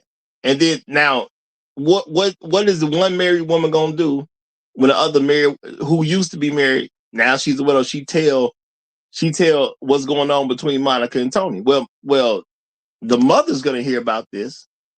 Okay, so what do? You go tell your husband. So now it's a family issue. Yeah, we hear you been messing with, you be seeing Tony while we at work. See, now the thing gets addressed. Now that doesn't it doesn't 100% guarantee that Tony ain't gonna get Monica pregnant, but a lot of this stuff will be cut down. Some of this stuff will be cut down. Some of these situations, Tony ain't gonna end up getting her pregnant because she gonna be told to stay away from him, and they ain't playing, and they gonna do what's necessary to make sure that it don't happen anymore. She's been made to be afraid to continue to mess with Tony. You know, she knows that there's going to be some consequences and repercussions if they keep hearing that she messing with Tony. And I'm gonna say, when we was young, a lot of times it take time for kids to even figure out what was going on. Because I remember as a kid, it took us a while to figure out that the women in the neighborhood was tricking off. You know, that's what we would call as kids. The women in the neighborhood, they tricking off. You know, because you ain't thinking about it from a kid perspective. You just doing stuff. You just living your life. You trying to have fun. And how was your parents finding out about all this stuff that happened while they was at work? It was them widows telling, because they could see it. You know, and you know, eventually you learn not to do stuff in front of them people either, because you know the eyes on you no matter what. And I say, yeah, it was some women who did kind of overdo it because they seemed like the nosy neighbor. And I'm saying that they overdid it because it was kind of too known that they was the ones telling. Because you could tell on kids for a lot of years before kids figure out where the information coming from. So if you was too nosy, see, now the parents couldn't rely on you to find information out, because now the kids start avoiding your house too. But, you know, back in the day, I remember kids getting in trouble, and we didn't know how their parents found out the information. We had to grow up and give some retrospect. Oh, y'all know Mrs. Such and Such seen us do this. Mrs. Such and Such seen us do that. That was a normal thing, you know. But I fortunately got to grow up in a neighborhood where there was a few widows around. Everybody didn't necessarily get that experience. So, you know, we figured out later on it was them widows telling on everything. It was the widows giving the information out. Yeah. You know, so they were seen as part of the community. The cost of a nosy neighbor, and the widow I described earlier would definitely qualify as a nosy neighbor. I mean, she knows everybody's business, and know, you know, she's the kind who, because she was one of the first people to move into the area, into the subdivision or whatever where it originally was, because where I lived was a part of an expansion of a suburban area. It was part of an expansion of a suburban area that occurred in the, I guess, late 60s, early 70s, right? Well, yeah, maybe 70s. And so she came, her and her husband came not long after that. So, she, you know, she's up there. She's pushing well into her mid 80s, but she's still very spry, very strong woman yet still. But she was the type that, yeah, she's the type that's gonna run tell it, you know. She's the type gonna know all your business, all the folks' business next door, and then the folks' business on the house behind the house from the folks next door. So if you don't want nothing particularly sensitive known, you know, you keep that shit pretty tight to yourself. But, you know, she, you know, but the strength of that obviously is that people are on notice as to, you know, any sort of shenanigans, you know, in the community, any sort of shenanigans that affect somebody, or somebody not properly, you know, maintaining their lawns or their gutters or whatever, that shit's gonna get out, you know. So it's a good thing, but you know, it's a obviously some things that might come along with it that aren't necessarily comfortable if you're on the bad end of some of it. But hey, but in terms of the death of the widow, I guess probably what would initially kill the Black widow, or ironically, what killed the Black widow, that's an ironic phrase, I guess, is, the Great Society, initiated by Lyndon Johnson, all the social programming being given to unwed mothers, teen mothers, the housing, the food subsidies, the even Head Start and a lot of that stuff, which had some positive effects, also made it, quote, easier, end quote, for women to not have husbands or to perceive themselves as not needing husbands. And so if you don't need a husband, you're not going to become a widow. If you don't become a widow, that sharing of value, of relationship, of appreciation, of honor of being a widow, of honor to seeing each other till death, to genuinely seeing each other to death do you part. Like when you see a widow, you hear that phrase, to death do you part, and today you kind of, it just seems like something that people just say, but they don't actually uphold generally, given the exorbitant divorce rates. But when you see a widow, you see actual living testimony of that oath being upheld. And it is something that carries a certain weight and resonance to it. And you do view that woman differently than you do other women. And then you'll have some women who, like when my mother-in-law became widowed, she hardly dated any other men at all. She didn't even really want it to be viewed as being anything other than my father-in-law's wife. So that would be a thing as well, especially among certain religious Black women, where they'd be Mrs. Jefferson, Mrs. Edward Jefferson or whatever, until the day they die. And they didn't want necessarily any confusion about that association. They were going to be buried next to Eddie, Big Eddie, when Nadine got called too. Yeah. That's how my like when my grandfather died. When my grandfather died, my grandmother never remarried, and then she was buried next to my grandfather. Period. That was it. Exactly. She never dated. Exactly. She never entertained any of that. Went to church. Took care of us on the weekends. Visit. And that was it. And then she stayed single until she died. So she stayed single for a good. That was 15, a very common thing. Yeah, good 15, 20 years. She stayed single. Yeah, that was a very common thing, and because of that, people would give even more consideration to them, because they were honoring her, but they were also honoring him and honoring her, honoring him. So that would be there would be a lot of special efforts and appreciation and acknowledgement in church, that sort of thing, acknowledgement in social events, special consideration because of that. Yeah, because my grandfather, he had either Alzheimer's or dementia or something like that. So like when we were kids, like he couldn't talk and he couldn't remember. Like when I'm talking about, we were really young, like 5 and 6. When we were kids, he couldn't really do much, and I just saw my grandmother took care of him until the day he died, and he died in like the late 80s, and then she passed away in the early 2000s. Never married, never dated. Yeah, that was very common, and like I say, there was a lot of special appreciation given towards that, honoring. Now, I never really begrudge women who do date or remarry, because I understand that from a human standpoint.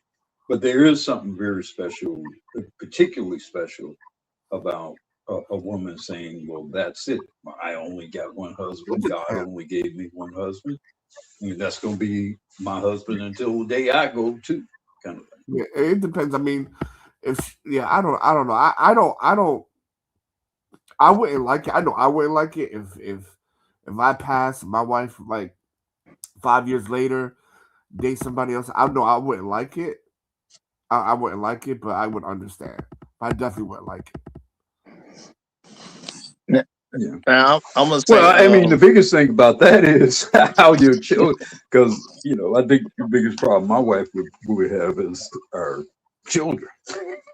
My my children because they're very, my children probably wouldn't like it either. But yeah, I mean, I will understand because look, man, pussy ain't gonna eat itself. But same time, man. Yeah. Well, I mean, I think the age would have a whole lot to do with it. But as I said before, talking to older women whose husband have passed away, a lot of women have told me they just felt fulfilled. But these were women who had, decades upon decades with a particular man.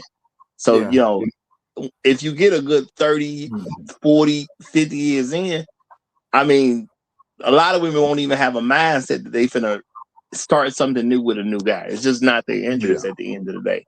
And I'm gonna say a lot of this, I do believe, because black men would celebrate husbands. It would be tough socially, and so much of your life would be tied to that person. You might have, shit. You might have married this guy when you were 18 years old. Yeah, but I mean, up through until maybe. Like, there's still sexual needs. Like if I married a woman and I'm 60 and she passed away, I still got good like 20 years left, right? I'm still getting my dick sucked.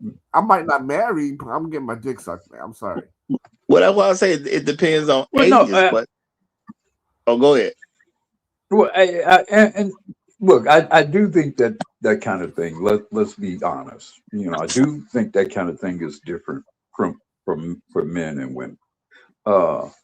In terms of just the energy, the sexual energy standpoint. But also, look, you can. Hold on, I'm just saying. That's why you got hookers, right? I mean, yeah. All right, so you got to get that taken care of. Don't nobody else have to know about it. Well, that's what you I'm ain't got saying. to bring her around your children and that kind of. I would never. Yeah, I would never. I would do it. I would do it tastefully because even if my shit didn't work no more, I'm like, baby, I know it don't work. Just put it in your mouth anyway. Just let me reminisce. Something I don't know, but yeah, I would do it tastefully though. Yeah, and I'm gonna say, I mean, if you know what's going down, if you go to some of these places where you got to go to some of these nursing homes or whatnot, some of these folks are still getting it in. Okay, they're not necessarily marrying anybody, but they still getting it in. Yep, she's going to thing though. Well, I'm just gonna say it's the thing where if you know, you know. That's all I'm gonna tell you. If you know, you know. But some of these folks at the nursing homes are still getting down at the end of the day. But they're not looking to start a life with anybody at that particular point. You know what I'm saying? Yeah. It's just a version of companionship that they still want to do, until they check on about here for real. But again, a lot of women have told me they feel totally fulfilled by their husbands, and they good. Their husband gave them the life that they wanted to have, gave them children. The children have been raised. They just don't have interest in other men at that particular point. I've heard that, you know what I'm saying? This has been reported to me from many a widow. You have no idea. Many a widow have reported this to me. So, if they've been in the marriage for decades and built that whole life with a person, it just ain't where they're going to, which I'm gonna say also has an effect on how we see them as people. Because from the outside looking in, the respect I have for widows was just something I picked up as I was growing up, because they were with these men for these long periods of time. And then being a guy of the neighborhood with widows who lived in the neighborhood, it wasn't just like my dad I saw doing stuff for them. It was different guys in the neighborhood. You know, it wasn't just my dad. I saw other men in the neighborhood looking out for these particular widows. So, I mean, the snow might come, yeah. Maybe my dad saw it and he did it first. Maybe he didn't do it first. Maybe Bob did it. You know what I'm saying? Maybe Bruce did it. Maybe David did it. You know what I'm saying? It was different guys in the neighborhood. So it wasn't like it was a lot of stress on the men of the neighborhood because all the different men could do the same things for the widow. And somebody just pitched in based on when they was available to do it. You know, so it wasn't like a whole lot of extra stress.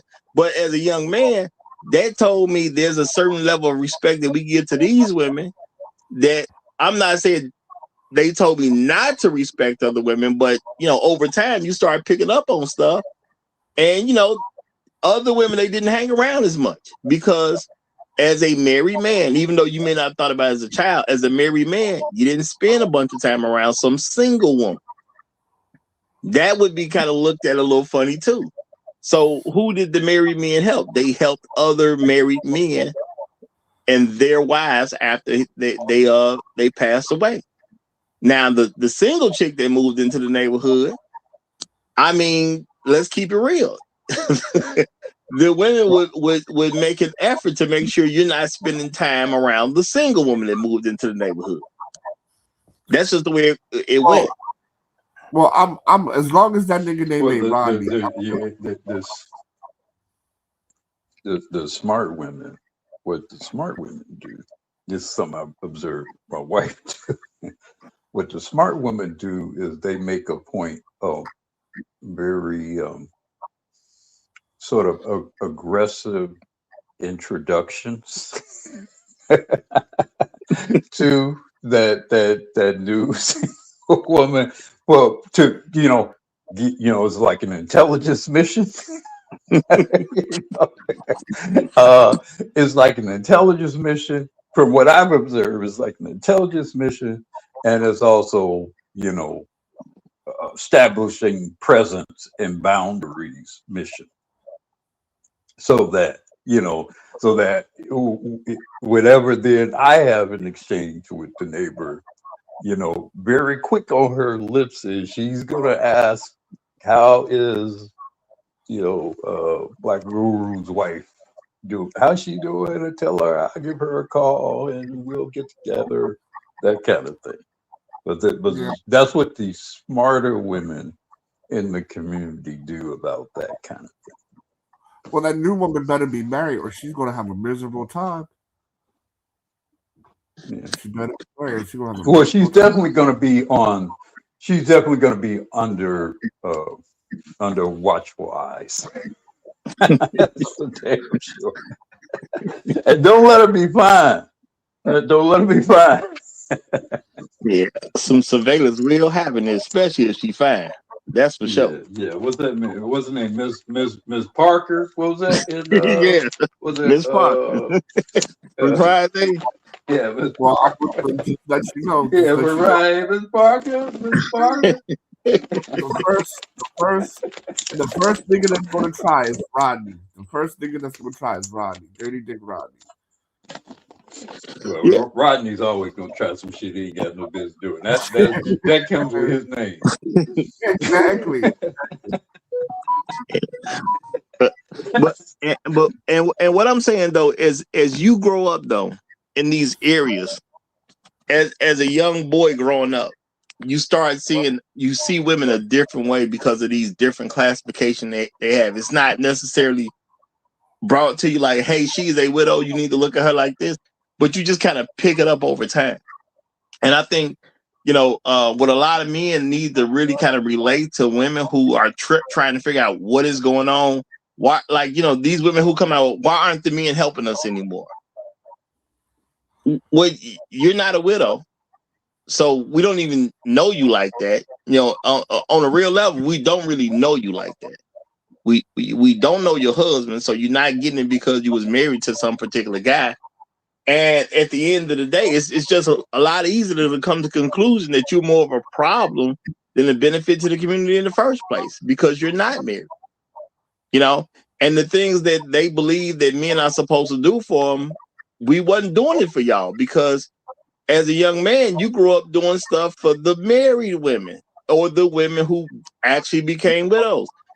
I do not remember my father taking me around to a bunch of single women houses. I'm just going to keep it real. You know what I'm saying? I don't remember going to a bunch of single women houses. The stuff we was doing was for married women, and I don't know every single thing that was going on between him and some other man and their wife, what they're done because I was a kid at the time. But I don't remember going to single women's house. My father was not taking me to no woman's house when she was single. It was another guy's house. Okay.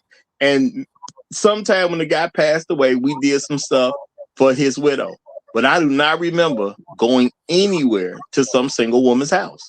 I don't remember helping a single. I ain't saying it ain't never, ever, ever happened, but I'm just telling the straight up truth. I don't remember helping some single woman once as a kid. I don't even remember it happening one time.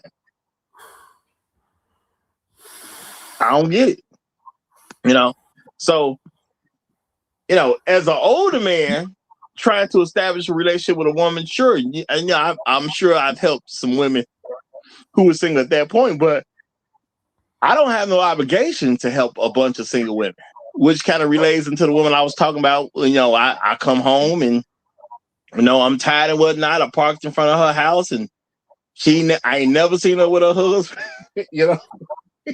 She definitely old enough to have one. And then the one day I do talk to her, she say something about me needing to move because she can't get into her driveway good.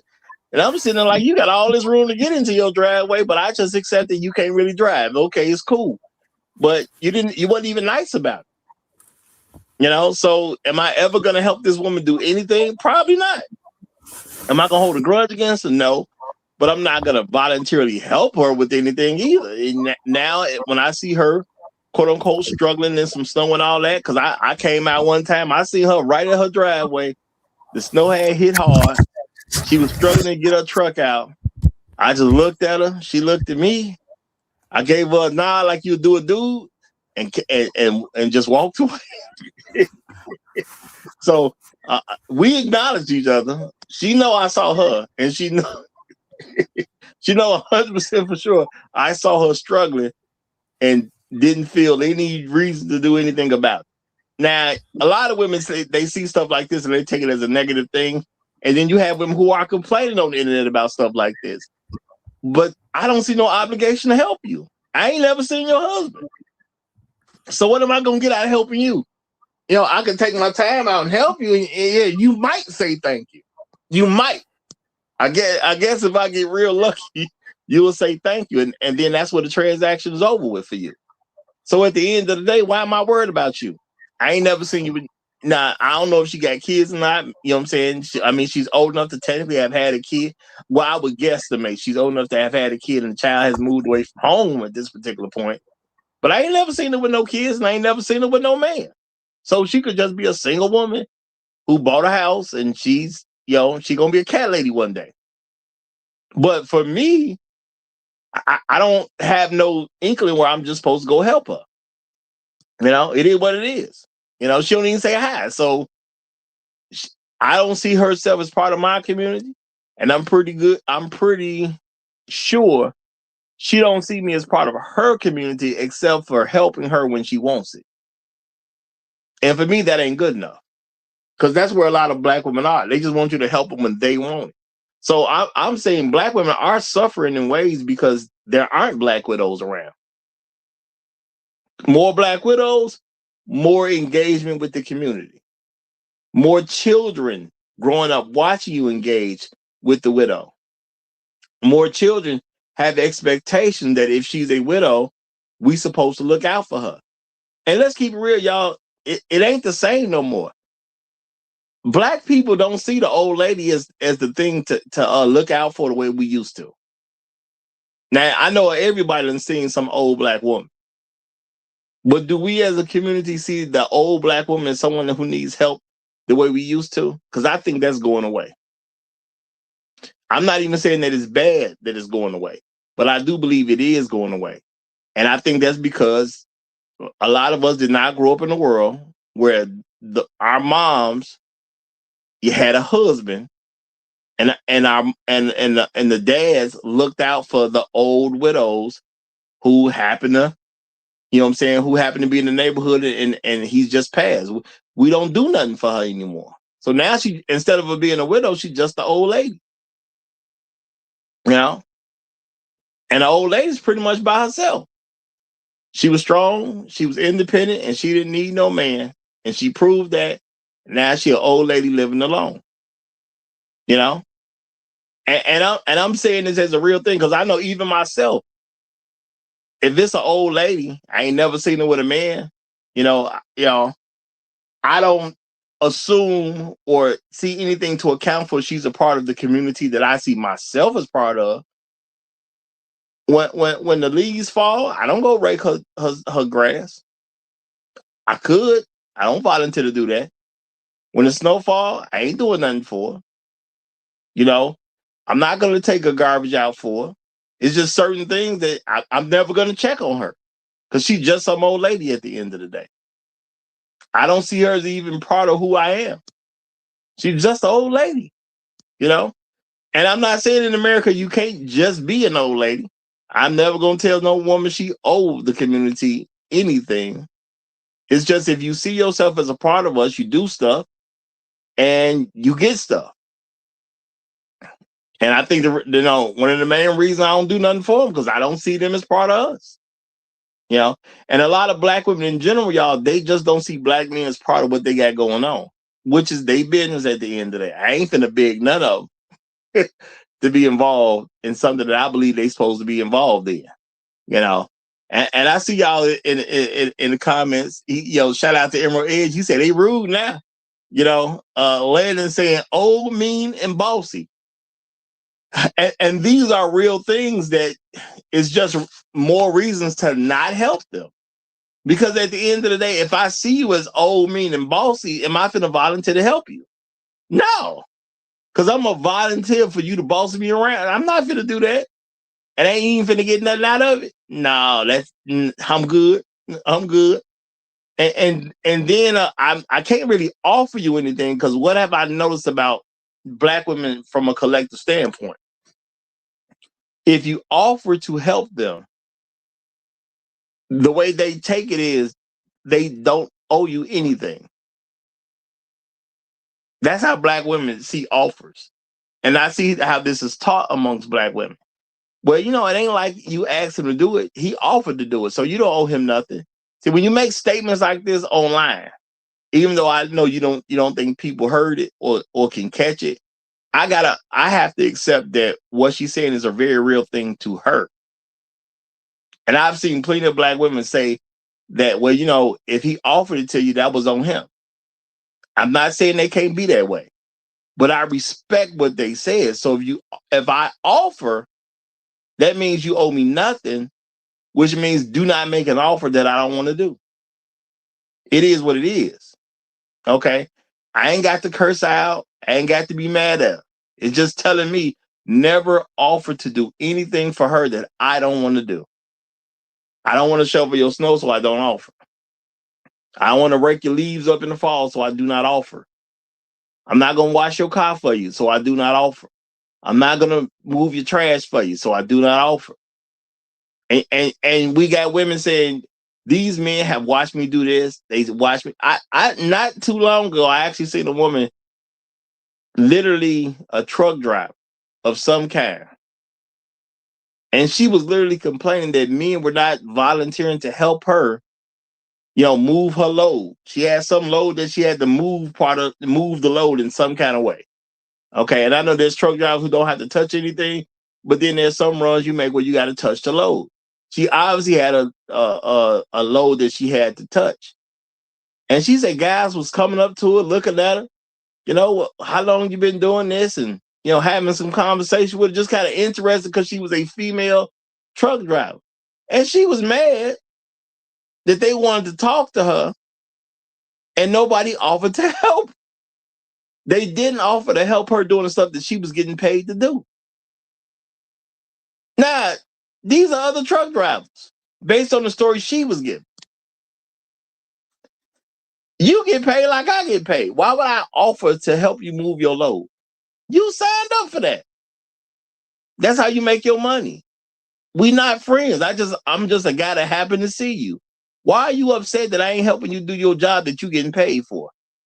And what if I get hurt? If y'all know anything about the insurance game, you help somebody else with their job and you're not insured by that company. If you hurt yourself, you just out of luck as far as they concerned. And it ain't got nothing to do with us. We didn't pay you to do anything.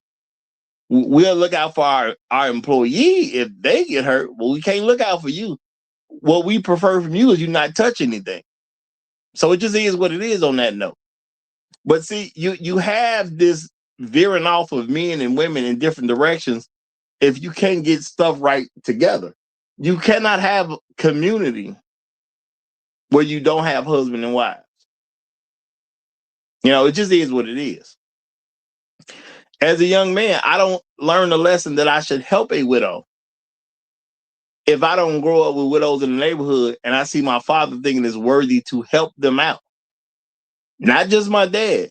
If I don't see the other guys in the neighborhood who willing to help them out, a Mike, a Charles, whatever name you want to come up with. If I don't see other men thinking is worthy to help out the widow, why would I think it's worthy to help out the widow? Now, again, I don't really see them helping out a bunch of single women. And I ain't saying as a man that you can't help a single woman if that's what you want to do, but why would you do it? Because according to the women, anything we offer, that's on us. Well, they've made that clear to me, so I don't offer anything. Okay. It's that simple at the end of the day. I don't offer anything. Then if I see them in trouble, I'm going to ask to talk to their man. I don't want to help you if I can't talk to your man. And some people think that that's a wrong attitude to take, or you're quote unquote being petty. No, it's not that. It's just I'm trying to be part of the community and move in a communal way. All right. Part of a community is looking out for your people. If you don't have a husband, I can't tell that you part of my community. Now, if you young enough and you live with your dad, that's one thing. Because we can get your dad on the phone if you young. I'm talking about if you a minor and you need some help, sure. You need some help, call your dad. Let's see what's going on. Now, let's do this too, y'all. Why would I say, even if it's a minor, let me call your dad? Because there's kids who ain't being raised in their father's house. So I want to speak to your dad. Okay? If I stop to help a 15-year-old because I see they in some level of trouble, or if I want to look out for them, maybe it's 15, some 15-year-olds in a car. Okay, I've used an example of just a blown tire. Okay, well, let's put them at 16 so we got somebody who can drive. Okay, we see some 16-year-old girls in a car, they got a flat tire. I may see it's 4 of them. They got a flat tire. It's clear they don't know what to do because ain't nobody changing nothing. Well, if I pull over, these are 16-year-olds. What do I want to do? I want to talk to their dad. It is what it is. People have created a situation where there's quote unquote hostile territory. So no, I don't want to talk to their mom. I know people can say, well, you could just call their mother. No, I can't. I need to talk to their dads because they're girls. Especially because they're girls. Even if it was a boy, I still want to talk to your dad. But these are girls. No, I want to talk to your dad. Let's get your dad on the phone. Now, if you hit me with we don't know our daddies, so none of y'all know y'all daddy. This don't seem right to me. I'm just going to keep it real. This don't seem right to me. Well, you know what? Y'all need to call such and such and have them come help you. No. Call, I don't know what the service is, but I know they got it in Illinois. I'm assuming they have it in other places. There's a vehicle that will come to tow your vehicle off the expressway and bring it up to street level. So now you can be off the expressway and on the street. You need to call them so y'all can get your car off the expressway. Call them, okay? Me, I can't really help you because y'all a bunch of minors and ain't nobody got no daddy for me to talk to. I ain't really finna do this. It is what it is. And people can like, man, it's girls, man. So you gonna leave them girls out there by themselves? Hey, this ain't the situation I created. It is what it is. It's not the situation I created. You're gonna feel real bad if something happened to those girls. No, I'm not, because they're not my responsibility. This ain't the situation I created. See, back in the day, we could look out for each other's kids, and it wasn't nothing to worry about. Okay? It wasn't nothing to worry about. Now, not so much. Okay? Shout out to Charles Murray. He said, now we know why the young girls are in distress. Their homes are in complete disorder. Well, you know what? I'm gonna say to a certain extent, this is going to happen, because if you have some girls who not raised with their fathers and don't really even know their fathers, you know, now this is where a boy would get in good with a chick. You know, this is where a boy could get in good. You know, he pull over, you catch a couple 6-year-olds, one of them got a car, or at least access to the car, but they got a flat tire. As a young man, this is where you get in good. You come over there and you offer to change the tire, and you see what you can come up on when you offer to change that tire.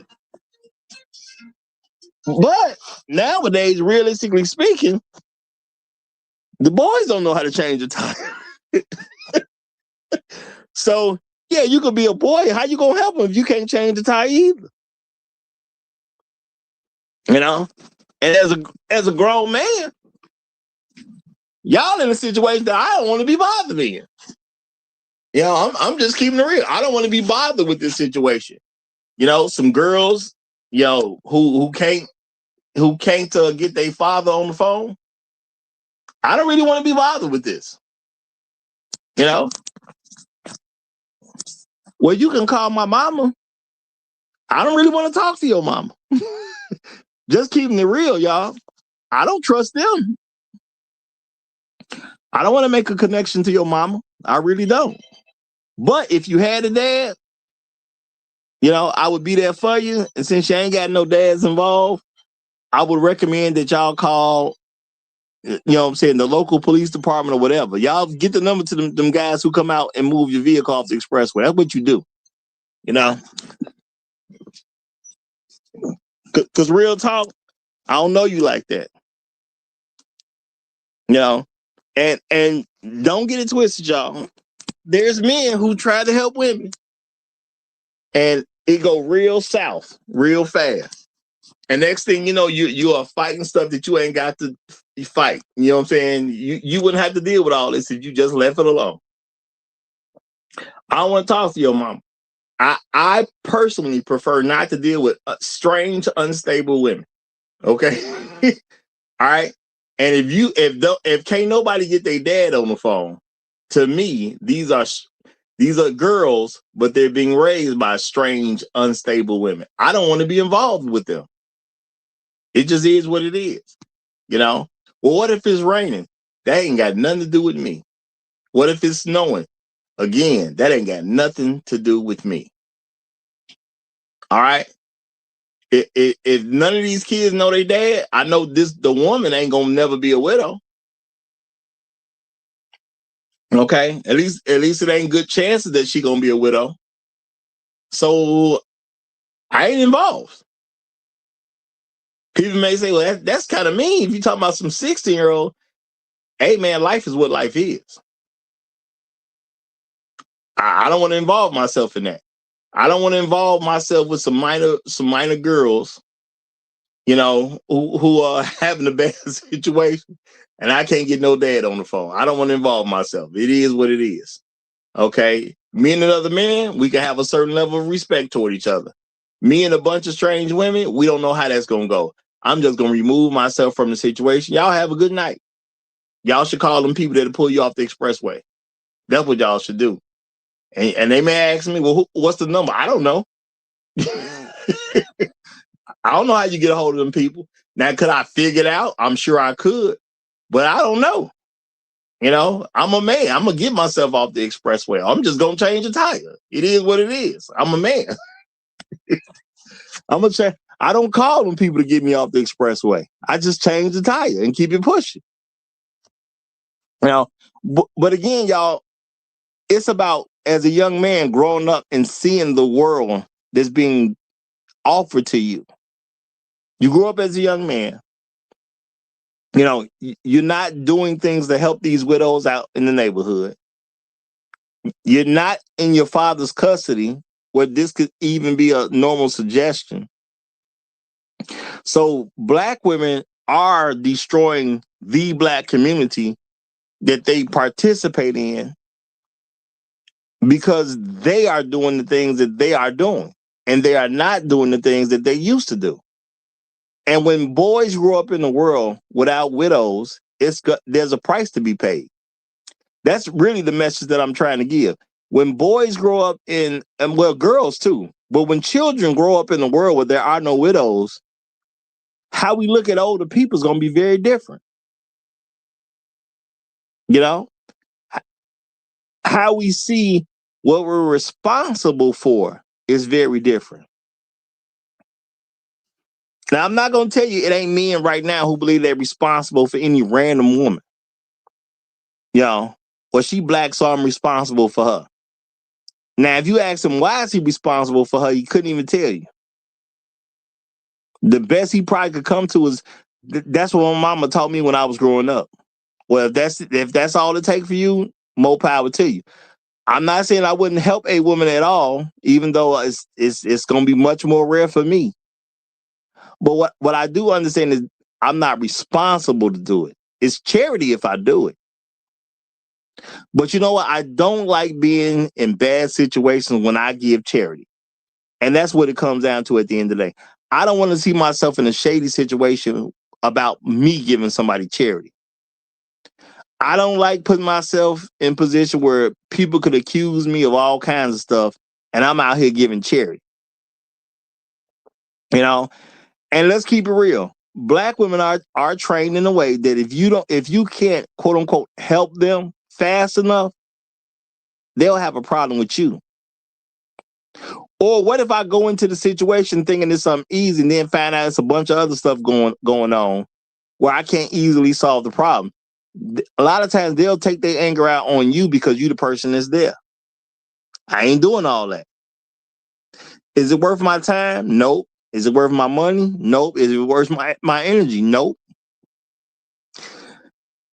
These situations have been created because Black women have not been participating in the way that allowed them to get husbands. And now they're trying to act like random men are responsible for their outcomes. I'm going to say, guys, that's where you first start finding yourself in trouble. When you as a random man see yourself responsible for the outcomes of random women, you've already lost. You can help. You can get some charity here and there. But to see yourself responsible for random women, yeah, that's when it starts to get a little bit crazy. Now, as a community member, then okay, there's some level of responsibility I owe to the community. But those are people that's in the community. And again, what community do I belong to? A subsection of Black folks where there are Black men who are respectable, productive, and functional. The women that they are literally married to, and the children that literally live in their homes. If you don't fit that, then you're not a part of my community. Now, the thing is, anybody who hears this, they have the ability to be a part of the community. That's on you at the end of the day, if you want to be a part of that community or not. Maybe you don't want to be respectable, productive, or functional. Maybe you don't want to believe in Black men's leadership. That's on you. That ain't my fault. I don't owe you squat. You chose your side. Because if you don't choose our side, then you're automatically in this dysfunctional, anti-family, single mother community. And y'all get y'all problems fixed the way y'all need to get them fixed. but you're not my problem because you're not part of my community, and it is what it is. So I think I've got my message across, y'all. So I'm going to end this off a little early because I ain't got no guests up with me right now. And I do extend the show just to make sure guests have time to get their thoughts and things out. So it's been 2 hours and 24 minutes going. So I think my message has been given. I think I've armed men with something of the, what we need to have in the conversation, where when you start seeing women complaining about what men aren't doing, you need to remind them there are no widows to do it for. You have created a situation where we're not connected. Stop asking unconnected people to do something for you. Let them know, y'all. Look, I'm supposed to help out the men of my community, okay, who are respectable, productive, functional, and believe in Black men's leadership. Our wives and the children that live in our homes. So if you're a Black woman online complaining, let's keep it real. More than likely, you don't belong to us. Because why would you be online complaining instead of telling your husband? You don't belong to us. It's not my job to come fix your stuff. Because let's keep it real. If you belong to us, somebody local to you would have already solved your problem. Now, if I'm only part of your community from this dysfunctional sense where now you need something and you need a man to come do something for you, and then we're not a part of your community as soon as the problem is solved, yeah, I don't need to be rocking with people like that. And I refuse to rock with people like that. So you got to be part of the community all the time or none of the time. It don't make me no difference. I'm going to be straight regardless. So I hope this will help a lot of Black men stop seeing any ideal of why you got to help some random woman who don't fit into our community. Again, y'all, a community of Black men who are respectable, productive, functional, and believe in Black men's leadership, our wives and the children that live in our homes. If you're an adult and you're not that kind of Black man, you don't belong to us. Your problem is yours, and it's not for us to solve. If you are a woman and you don't fit into that category, you don't belong to us, and your problems are yours to solve. And I think of a lot of Black men who are like me, make a little bit more distinction between them and the people that they don't rock with, these anti-family, dysfunctional, single mother community people. I think people start to get the message a little bit better. Now, it's not your job to make them choose something they didn't want to choose. Just like the lady who looked at me crazy, because I've been there when she needed some help, and I just decided to not bother with her. Because again, I don't see her husband. I ain't never seen a trace of her having a husband. I don't see the husband car. And maybe she got one. But Lord have mercy, until I know she got one, I don't know that she a part of us. It is what it is. I just don't know that she a part of us. And, charity is cool, but you can't spend your whole life giving a bunch of charity out. That's not how you progress properly. Don't give out too much charity. That's all I'm saying. I believe in charity, but it's better to give charity in the places where, it's good soil to give that charity. You give a charity amongst your own community, it's probably a lot easier for you to get blessed. That's all I'm saying. Now, if you don't want to be a part of my community, that's on you at the end of the day. I ain't worried about it. That's on you. I'm going to sleep at night. That's real talk. But I'm going to somewhat bring this to a close now, y'all.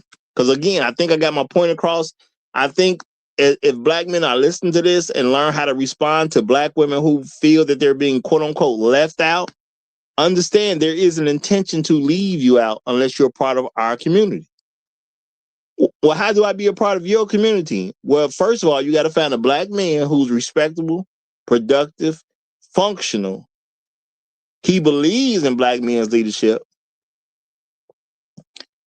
and you have to marry him. That's how you become part of our community.